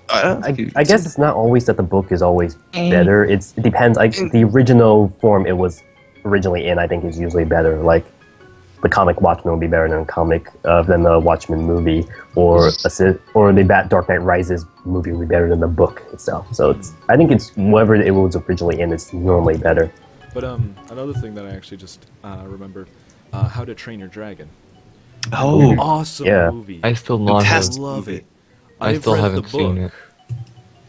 it. They only took the names and the fact that there are Vikings and dragons, and like just that's it. Like the is the plot book isn't on the its same. own What? any good? Like, I love the series. Like I still have to finish the series. I read I think 4 or 5 books of it. I love it. But the thing is this is pretty much a headcanon. I don't know. It might have been it might have actually been confirmed or not. But because in the book, the Hiccup there is his full name is Hiccup Horrendous Haddock III. But they never really say, I don't think they say at least, the full name of Hiccup in the movie. So I'm thinking okay, that was the first. Yeah, And because this is his dad was not named that. Clearly. Yeah. So I'm thinking, Granted okay, that, yeah. I think this is some type of ancestor to the books. Like this is some sort of, the movie is some sort of prequel. I don't know. Well, it could be. Like that's Well, the the way next I like movie to is think going of to it. be in the future. That's how. That's true. I think that's how Rise of the Guardians was made, because the books were basically the prequel for the film itself, and actually the author of the books purposely made the prequels as novels because he knew that they wouldn't need to be as visual, and he actually made the actual story itself as a film because it would be better as a visual piece. So Why did that car just turn into a guy?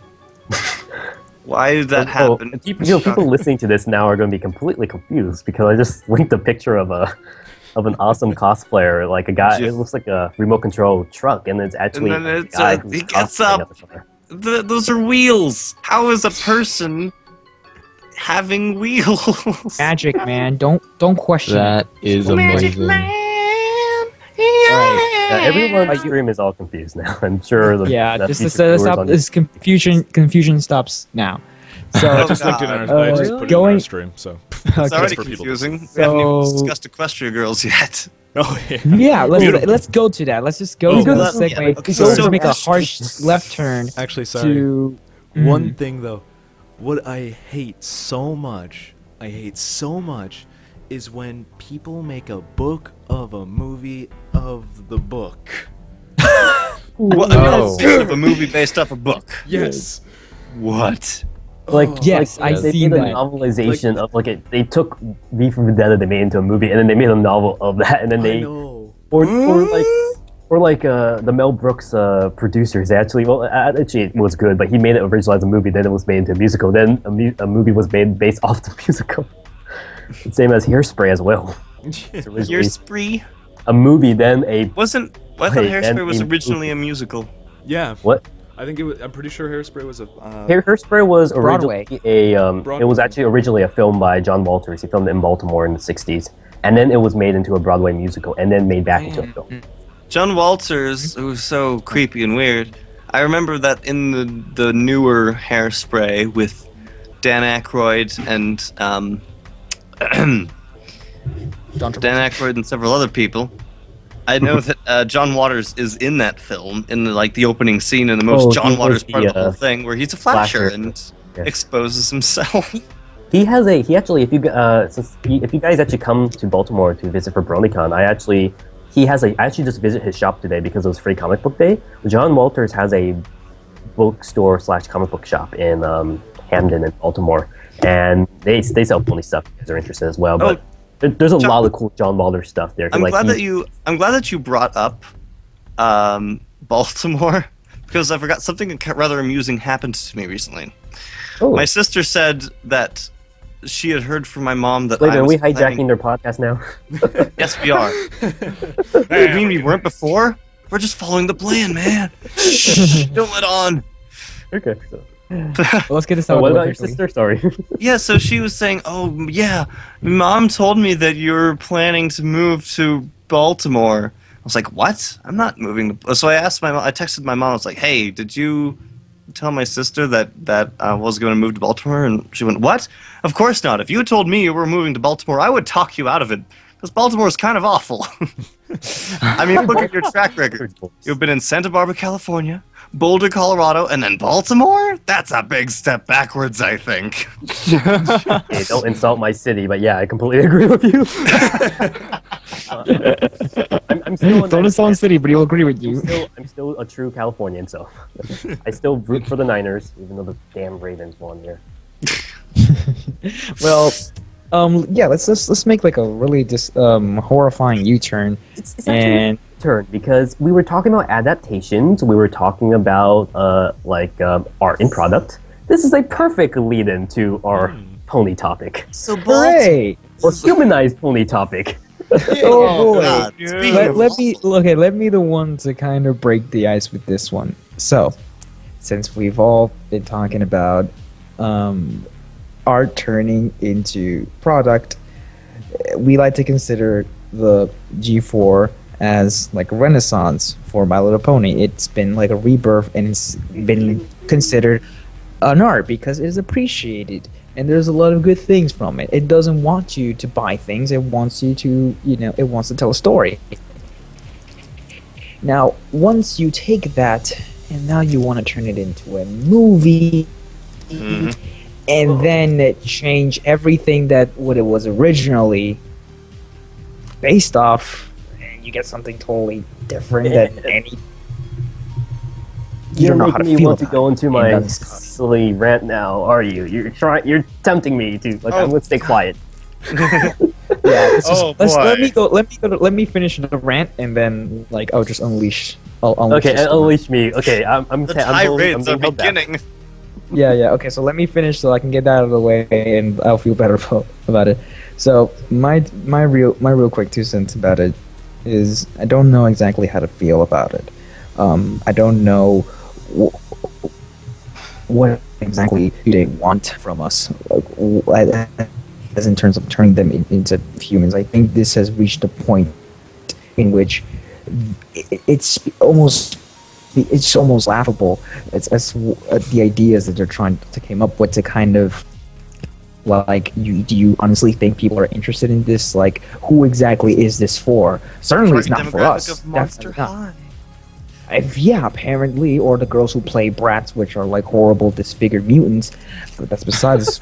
The point is, terrible, terrible people that we don't want to be associated with, and are Exactly. 14.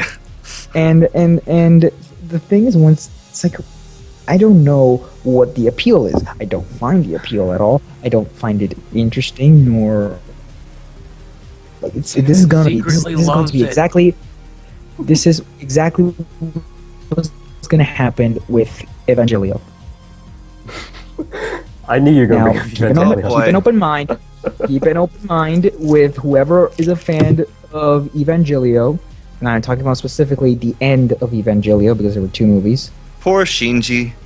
Now, the director of the movie has received so many death threats because of how inconclusive the first series was, that he decided that instead of giving the fans a satisfying ending and answers to a lot of questions, he basically gave them one of the biggest middle fingers you will ever receive in human history. It was awful. It was a visual rape. It was disgusting. It did not create more question. I think he's. I think So much religious. It has so much religious imagery. I think the only point of that movie is how many Jesus references, Judaism, and crosses he could put in more than 3 hours. That was the point of the movie. Sid, lie down. So I'm pretty sure what I felt because okay, I was lost for 3 It's all days. around. I didn't eat. I couldn't sleep. I failed 2 tests because of End of EvanGelio. That's how horrible I knew art could be it was. So if I transformative, go but I and didn't watch know it could do this, this. if I go and Oh, watch God. Sugar Girls, that's what's gonna happen. You Right? hate Cinnamon. Eva more than I I'm hate gonna Family point Guy. out- It's- You are comparing Evangelion to a Because Sugar Girls. knockoff imitation of Monster High Yes. with Pony Girls. Yes. Well, They're that bad. They're that bad. Oh, and by the You way, hate it more than I Asuka. hate By the way, Family Guy, so that's Asuka. amazing. Before I finish, Asuka is the original Rainbow Dash. I said it. I said it. I don't speak nerd, but that's fine. Or we'll talk about it, I guess. Them's fighting There have words. been Okay, am I ready to get out of my pen? Oh, I think everyone jeez. can. Everyone ever is just German Dash. I think, okay. Are the you just chat saying- I think is, I think there's a lot of Yes. Eva fans on the German. chat who are going crazy. But, Who else is a big okay, fan of Evangelion? well, truthfully, I will talk about Eva, but I know nothing about it. So let me actually, I guess, go back to what we were originally talking about, like, I guess, the progress of... You know what Arcane. I'd like to talk about? The Rarity comic. Now, the Rarity comic, now that was great, the mini comic. It was by Andy Price and Katie Cook. Okay. Okay, actually, I have the comic right in front of me, so it's fine. I'll play. I was going to give you a preview of my BronyCon panel, because that's what exactly what I was talking about. But fine, let's just read Verity. There are Yes, hippies in the book. I hate there's hippies. full of hippies. No, okay. Yes, it was enjoyable. It was full of hippies. There's one don't that's like like, hippies. Stones. Already gets 0 why points do from you me. hate hippies so much? You're from where they are. You hippies all the time. But the comic was great. It was full of Rarity, and also I don't know if anyone noticed, but in the Rarity comic, there's a bit where she's got her little bedside stand set up, where she's sleeping in a barn, and on her nightstand barrel thing is a framed picture of Applejack, looking And kind of Spike. sultry. Wait, I never read this comic. No, yeah, it's odd because there's a picture of Spike, Opalescence, and Applejack, and Applejack is giving her the bedroom eyes. I didn't even notice Spike.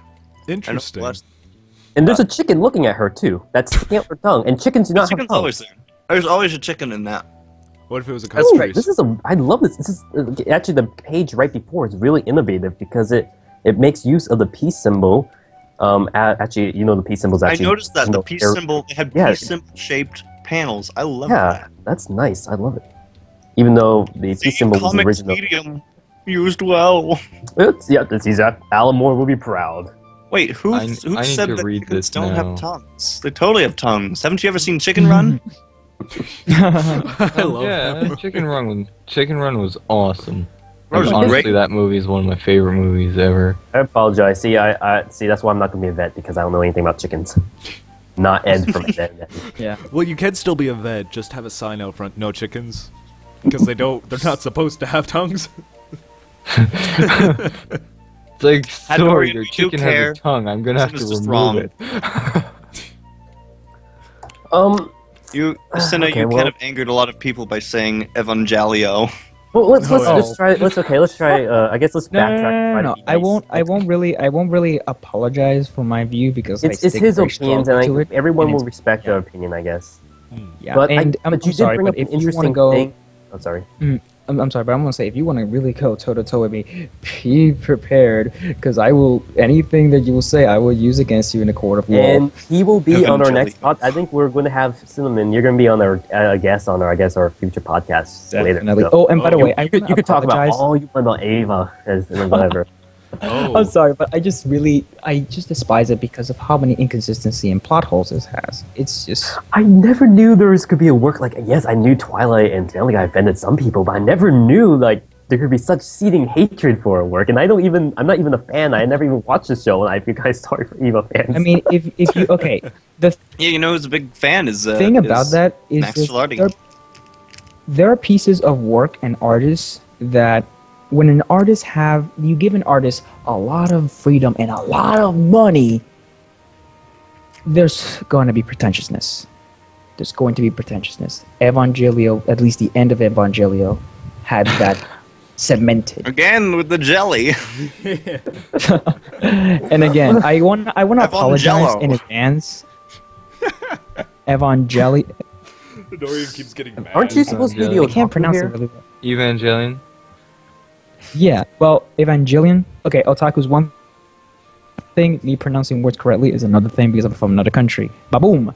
Well, like, He's Now- from French Canada. It's technically Yeah. America. There is no Canada like French Canada. No, he's from It's the Puerto best Rico. Canada. Now, I want to apologize if my outburst seemed like offended or Hey, I like, Flavin people had got stopped me out many for it. times. Well, Well, I girlfriend. have done worse Don't go there, outbursts girl. before. Mm-mm. Yeah. Snap, Flavin had to snap, stop me snap. from a lot of outbursts before, so yours is actually not as bad as some of mine. Yeah, but I won't apologize for what I said. That's definitely. I won't apologize for what I said. Sin, though, I the just- way you pronounce it isn't quite as bad as mine, because I pronounce it as even, Evan Pudding Pop. Pudding pop. You know what? Much better than Jello.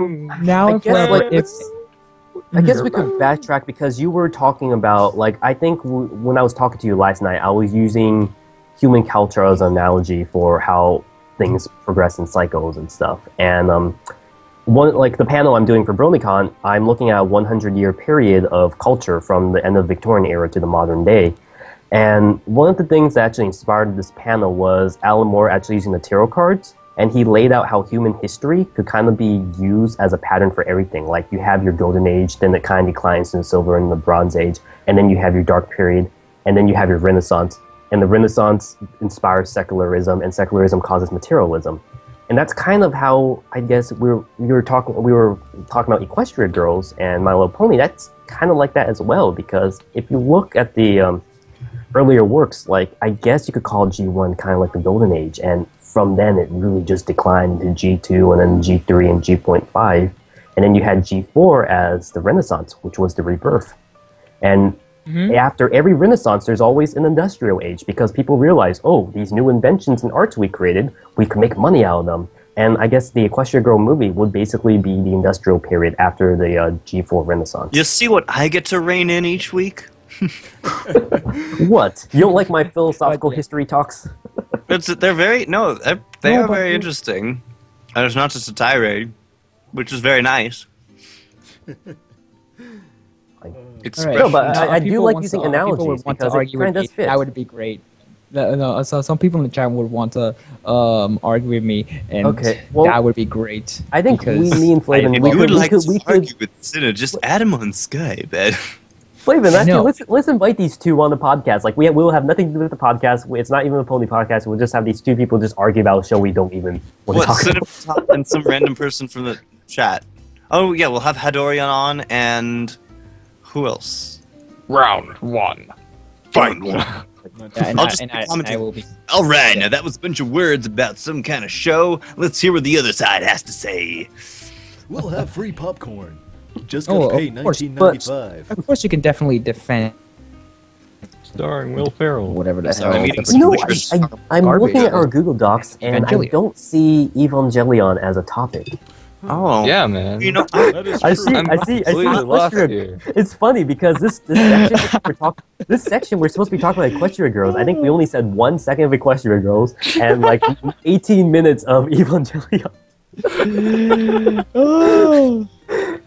Oh But my I do god. see Jello Pudding on there.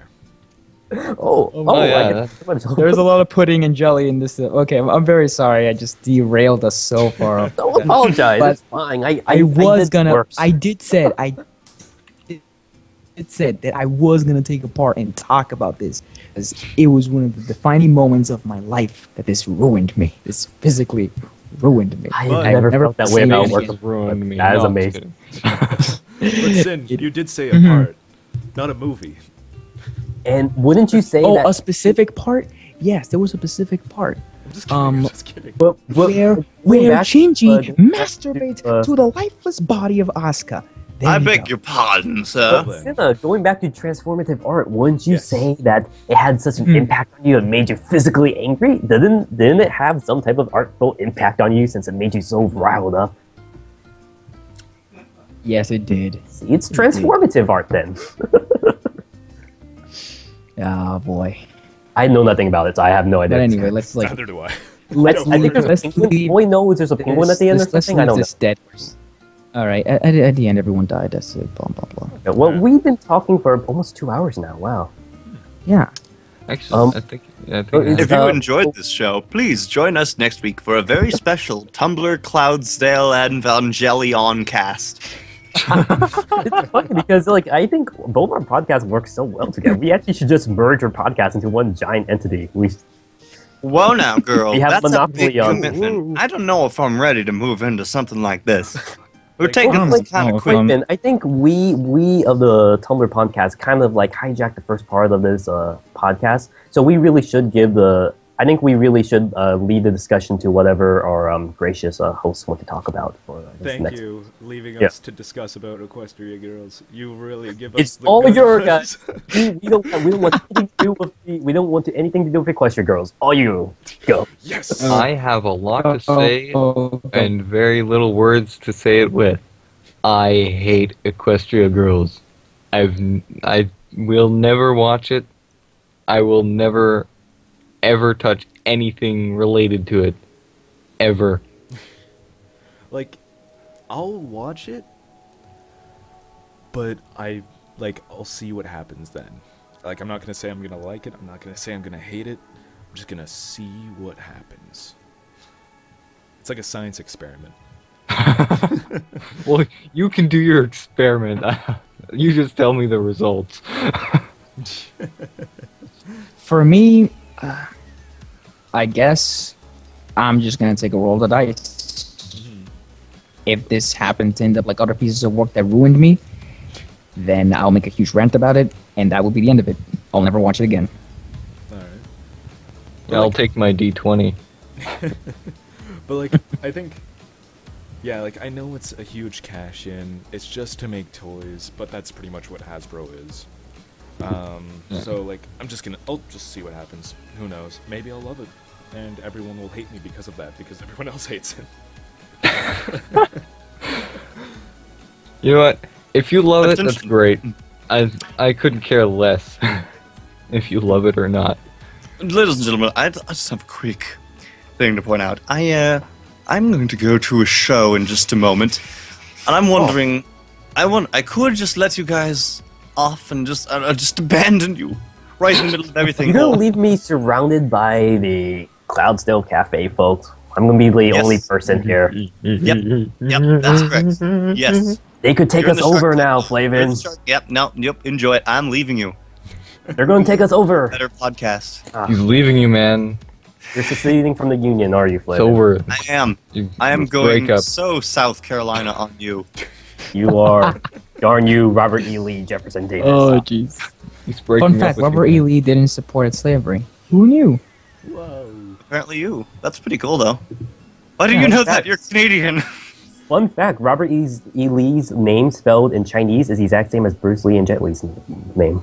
Whoa! The more you know. Whoa. I didn't know. The only reason Robert E. Lee was fighting for the Confederates because he was a man from Virginia, and his personal honor did not want You to know, trade actually, his if you family. want to talk about That's the fun only facts, there was actually a lot of African Americans who actually fought for the South. A lot of freed ones.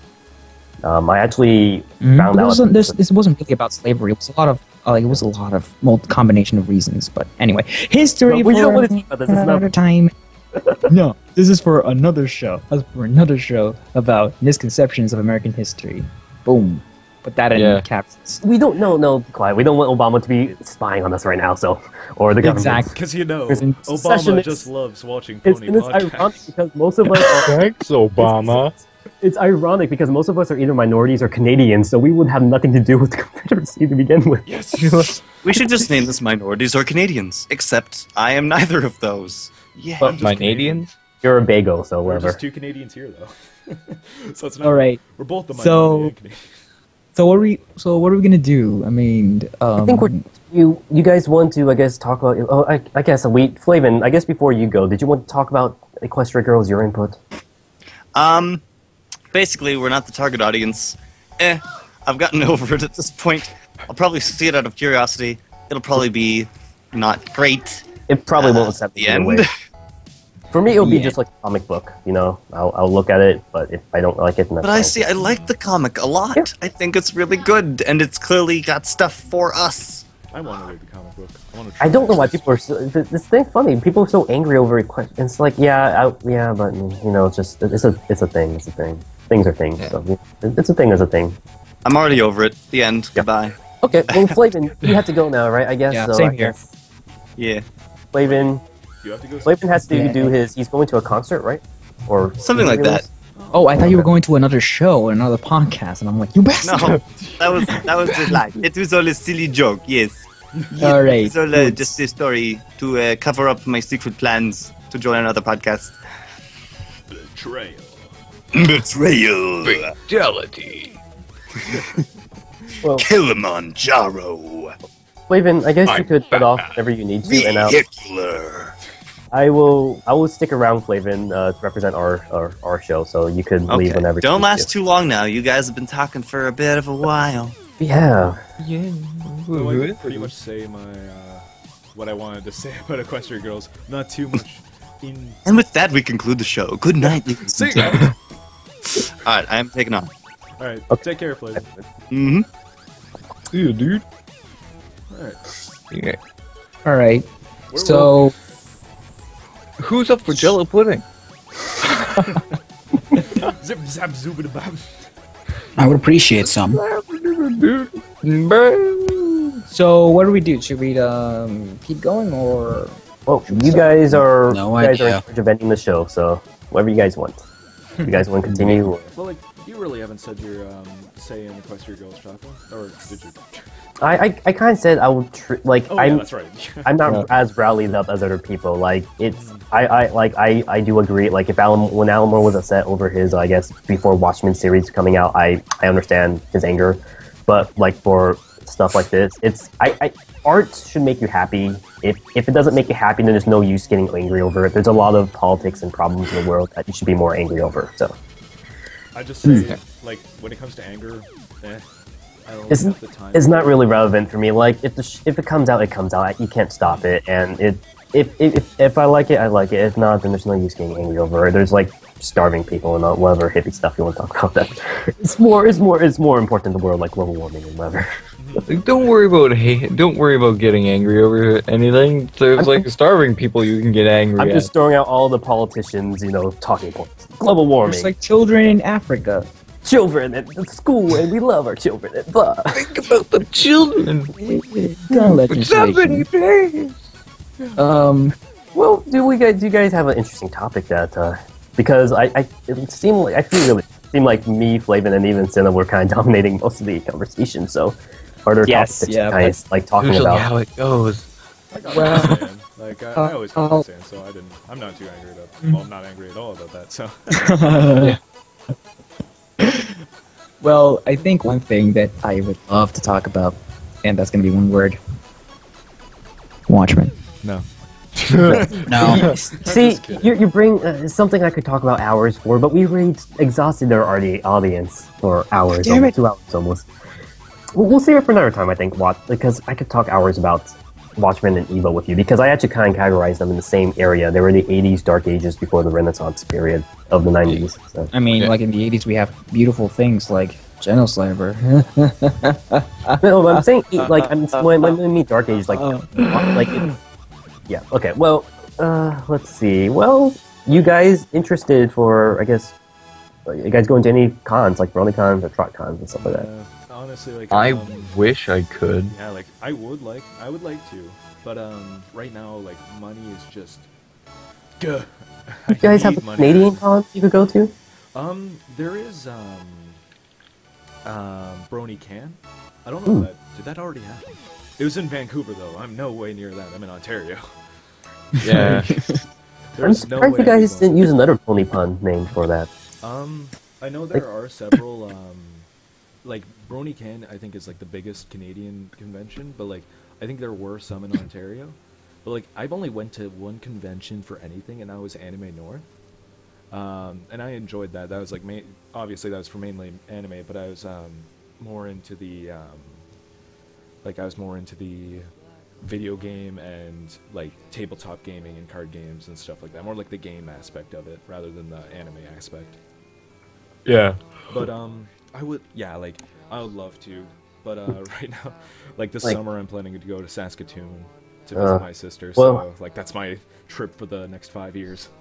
If you guys do go to BronyCon, like I'm a Baltimore local, I'm doing college here, so I know the area pretty well like the back of my hand. So I guess if any people had questions as well, I guess on the viewer stream, I actually do have a blog I made specifically. It's called baltimorebrony.tumblr.com, and I even have a map up there that highlights like good eating places and hotel places. So Really? if people are, I guess, are interested, that's a shameless plug right now. So But yeah, promoting my new Baltimore Brony blog.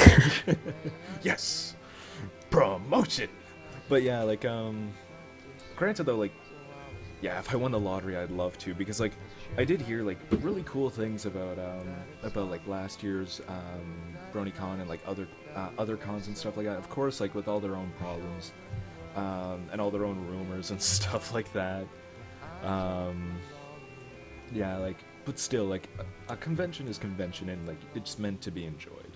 Yeah. And I wish I could do that too. I think Nothing it's kind of besides crazy because Baltimore is kind of oversaturated with conventions, because we had BronyCon the first weekend of August, which is the biggest pony convention in the United States. Then we have Otakon the next weekend, which is the largest anime convention on the East Coast and second largest in the country.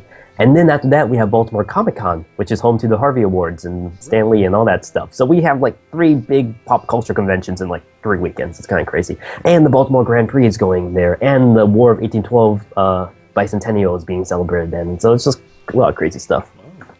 Yeah. Like there was actually a Comic-Con going on in Niagara Falls right now, just in the Canadian side, I'm pretty sure. I am on an island. Yep. That's it. Yes, a Commonwealth Island, I believe. No, I'm on an island. I have no access to anything. Oh. Unless I'm it's weird. stranded. Let's I'm in- think of some pony puns for your island. What would it be? I guess you could do a sea pony convention or something. Or Sea ponies.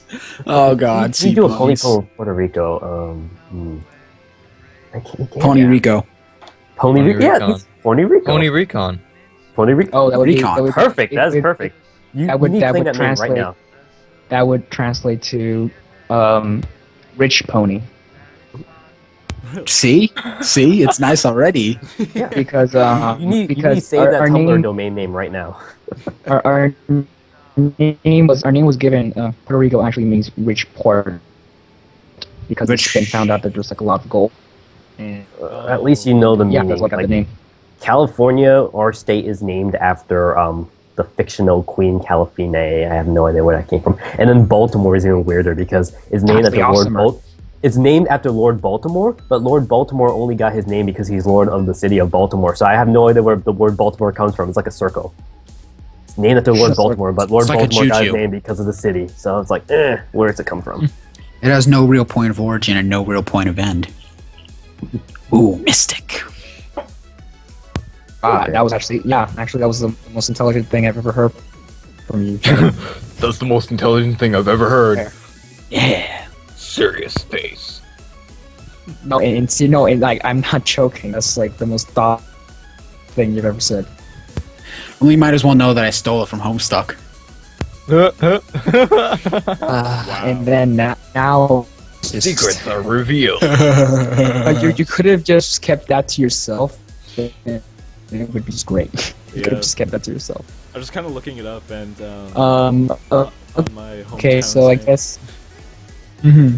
and apparently there's a town in Russia called Arkona. There's a band called Arkona. But then I found brief history of my town. The only way I know that is because they're welcome to the little apple header. Mine. Okay, the city where I'm living right now. This is kind of like a province. I live in Bayamon, and that means it literally translates to pigskin. But it's a pigskin and deep fried. And we're famous for that. So And- deep fried pigskin. Yeah, deep fried Sounds pigskin, good. and it tastes delicious. Gross. You should definitely try. And if in another city, which I love, which is very art oriented, I just love visiting to go to the art museum. It has one of the most important museums in my country. It's called the City of Ponds. Ponds translates to fire and rebuild, like Phoenix. And there's a lot of fire and ashes steamed all over the city. Fire and ashes. Yeah, I mean, I love how we are like the two largest Tumblr pony podcasts out there, and we are completely talking about city names at this moment, and not Tumblr or ponies. But granted, though, that's how we roll. I did find out my hometown name is actually named after a castle in Germany for some reason. Because You know, a Canadian town. Gotta have that German castle. Hey, at least you don't live in Moose Jaw or Elbow. I want to live in those towns. It's like, I live in an elbow. Or you don't live in you don't live in that one city in Austria with the derogatory F word name. Oh, yeah. Oh, what, Frank? No. Frank, yeah, City of Frank? Yeah. Oh, Okay, man. finally, okay, I want a quick update on, like, the person who wanted to, like, talk to me about his thoughts on EvanGello. I gave him he's my still on that. reasons. Or no, but I want to end it. This is an ending. I gave him my reasons. I explained it, and then he completely understands. And now we're both happy. Sounds good. Meanwhile, Now we can't draft. we can't have our Bill O'Reilly debate with both of you guys on our show and have you go at it. Oh, yeah, that's right. Hey, Where but- okay, Sid but I is wanna- betraying us and going to their show. I betrayed everyone. No, this was part of my master plan. I would help you guys become popular and successful, and then when you guys reach your peak, I would leave to a better podcast. To a better one. That hasn't You happened. think There. we couldn't hold our own? Them's fighting. It'll happen. Cinnamon. The only thing better than us is the Tumblr Pawn podcast, and you're not going with them, right? Right? Right? And then all of his dreams were crushed. All right, let me just give a reference from Rorschach. Everyone laughs. Roll snare drum. Curtains. But what were we talking about again? I can't remember. I have no idea. I Jello was just- pudding. I don't know. Jello pudding. Yes. Yeah. Yeah. Well, I guess we can just wrap this up and go to an after show, and then we can just talk about whatever we want. So, since the Tumblr Punk did our little intro, we will do our outro. And like I said, we will fumble like a incapacitated baby.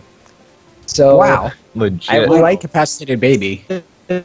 I would like to thank everyone joining us from our stream to the ones who were miraculously still in Chocolate Pond stream. I don't know how many of you are, but it's great that you guys came to see us.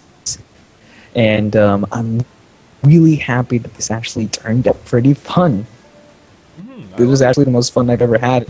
And Yes. at first I indeed. thought, it's like too bad Flavin left like a bit of a quarter away, and but I would like to thank Choco Pony to just basically create this idea, because this was all his idea. I actually thought that was a joke. Like, It was I- no Oh, shit. it's no joke. Truthfully, No joke. we like never take not anything as a joke. hope this doesn't sound offensive or anything, but we actually did not even know there was another podcast interviewing Tumblr people. And actually, Lying Applejack, when I met him at Big Apple PonyCon, it's like, oh yeah, I have an interview tonight. I was like, oh, which podcast? And he told me about you guys. Like, oh okay. And right then I just tweeted that we should do a crossover show, just jokingly, and you guys actually accepted. I was like, oh okay, well that's awesome then. I didn't expect us to actually be proactive with it.